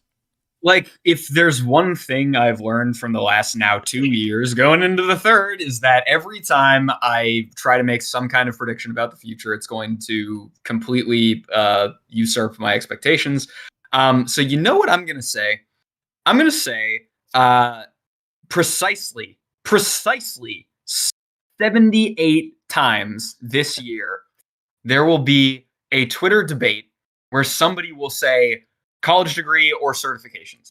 And that will happen. 78.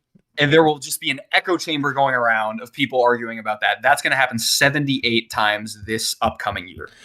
I like this because it's a quantity that is unquantifiable. Exactly. Seems conservative. So what I'm going to need, chat, I am enlisting your help. You have been deputized. You're going to let me know. You're going to let me know when that happens. I'm going to keep a tally of it, and we're going to count up all of the tallies at the end of the year. And the fun thing about this one is that nobody wins when this happens. So I like it. I predict we'll get to 78 by the end of this show. January. Okay, I'll do mine. I have two. And the first one is, these are actual predictions. One, Conti is going to shut down due to aggressive law enforcement action. It's coming. Yeah. Keep your head on a swivel, Conti. The DOJ is coming for you. And it's wishful thinking for me. I want them to go away. But I also think that they cannot keep... How do you get Revil but not Conti? Anyway, that's prediction one. Prediction two is a little bit of a retroactive one, which is that Nobelium, the group behind the SolarWinds compromise, has had another supply chain compromise running this whole time that we don't know about. Yikes. And my reason for that one is that the tradecraft involved in the Nobelium or in the SolarWinds compromise was such that you don't waste skills like that once. Yeah. Okay. And it's kind of funny the way that Russian threat actors do this stuff. So for example, in another field, this wasn't cyber, but like when obviously the I think not FSB, but the other branch of Russian intelligence went to definitely assassinate Alexei Navalny, they did so with poison that only Russian intelligence uses. They wanted people to know that it was them. And so not KGB. KGB doesn't exist anymore. It's the FSB and the GRU, but there's another secret police service that works internally that does a lot of this. They want you to think. Yeah, they want you to know. They'll never admit to it, but they want people to know that they have this capability. And I feel like the SolarWinds compromise was very much like that, where even in Putin's responses, it was like, oh, we didn't wink. And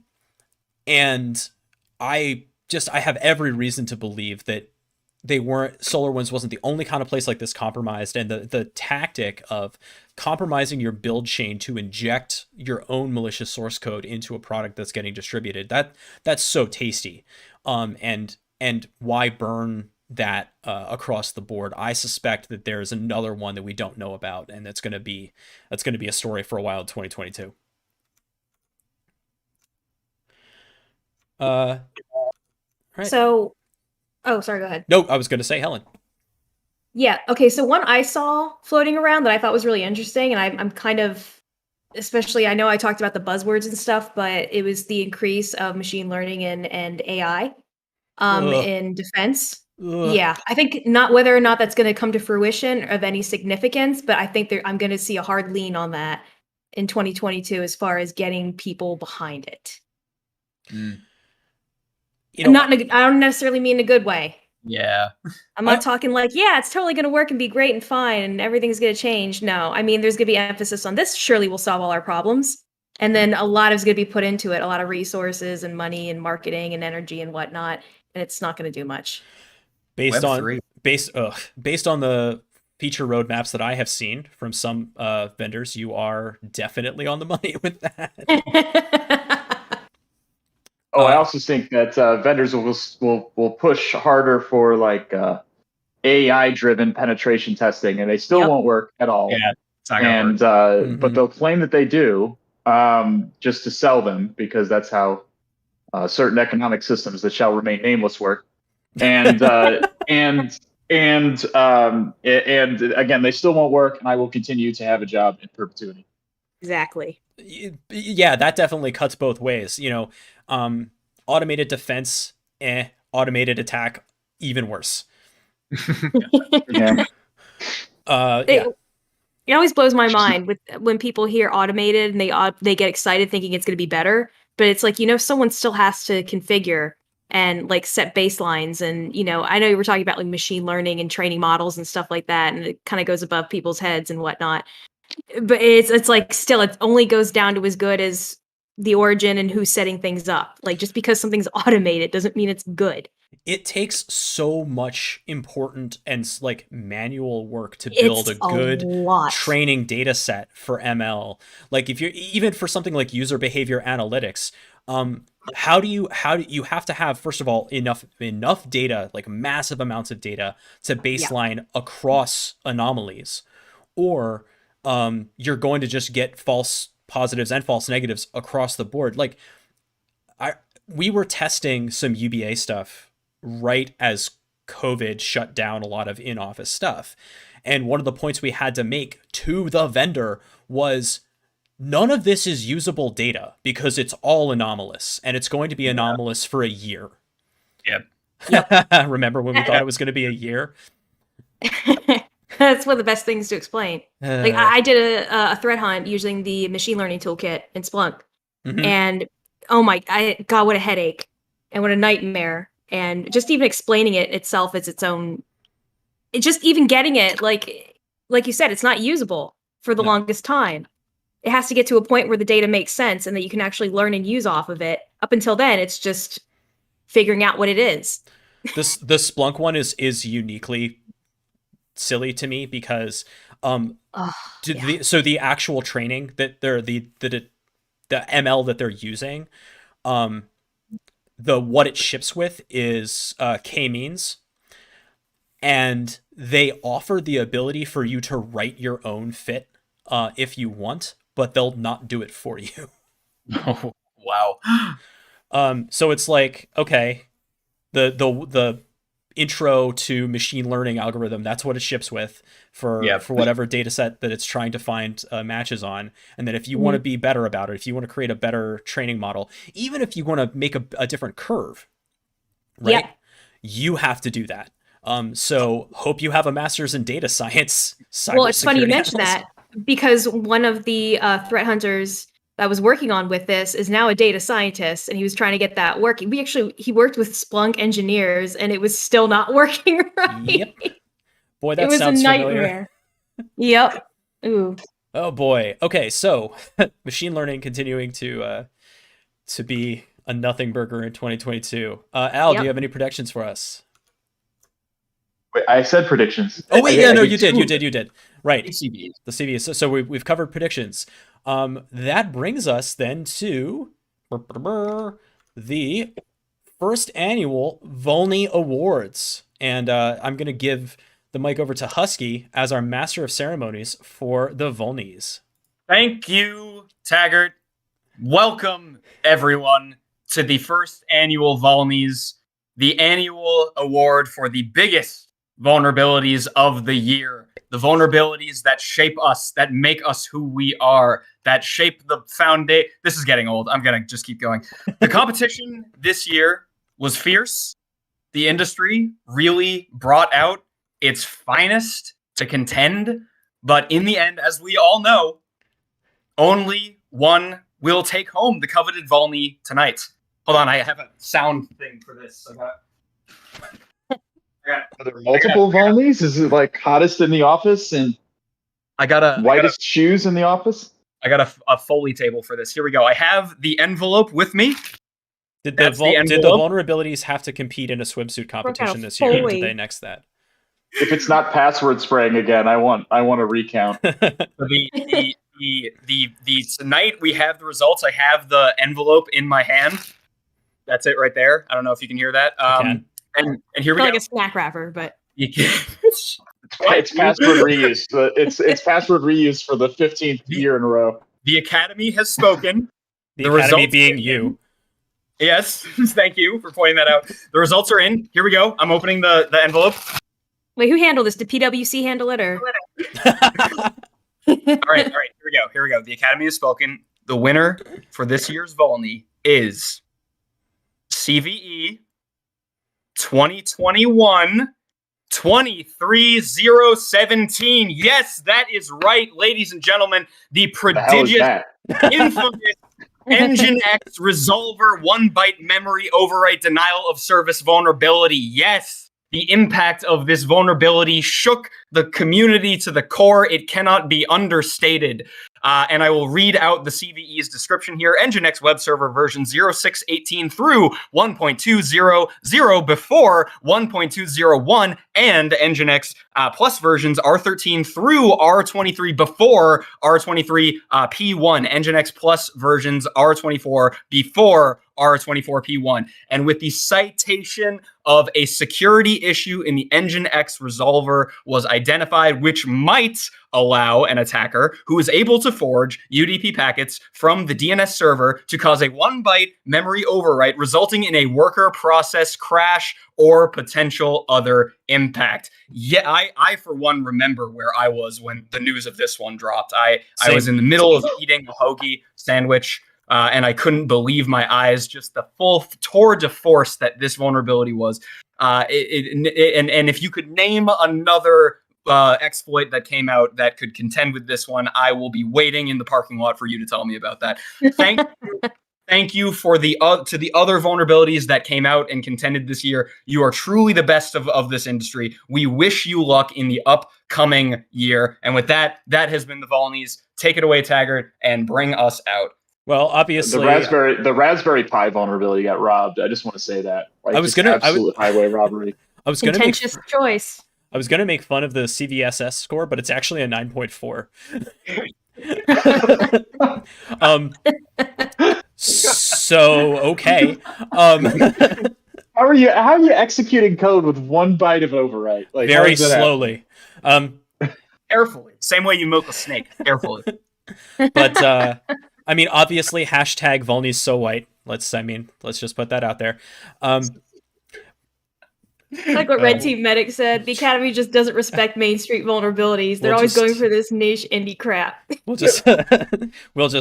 have to do better on the diversity front next year. But I think that's going to do it for this year's the first year in review. If you liked it, let us know. Obviously, let's get some shout outs going. Let's shout out to Helen, whose name is so freaking hard to write out. I think I got that right. Yeah, you got it. All right. So unknown technician. It's a 1. Of course. That's the one I always get wrong. Exception, error as print unknown Twitch channel. Oh no. Hey, that could have been a lot worse. There we go. There we go. Let's obviously, shout out to Al Hazred.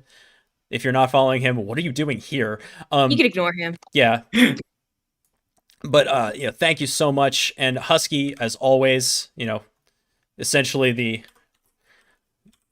the assistant dean of the Taggart Institute here. Thank you so much for joining us today. I had a great time. Yeah, this is a blast. For sure. Really fun. But yeah, go follow these fine people. And this stream will be back on Tuesday, and we'll be doing some more offensive stuff, and we're back into our regularly scheduled programming. So let's I think we're gonna call it there. Won't do a raid right now. We'll just kind of let everybody enjoy their New Year's. Enjoy 2022. Be good to yourselves. Be good to each other. And thank you so much for hanging out here with us today. Woo! Thanks for hosting.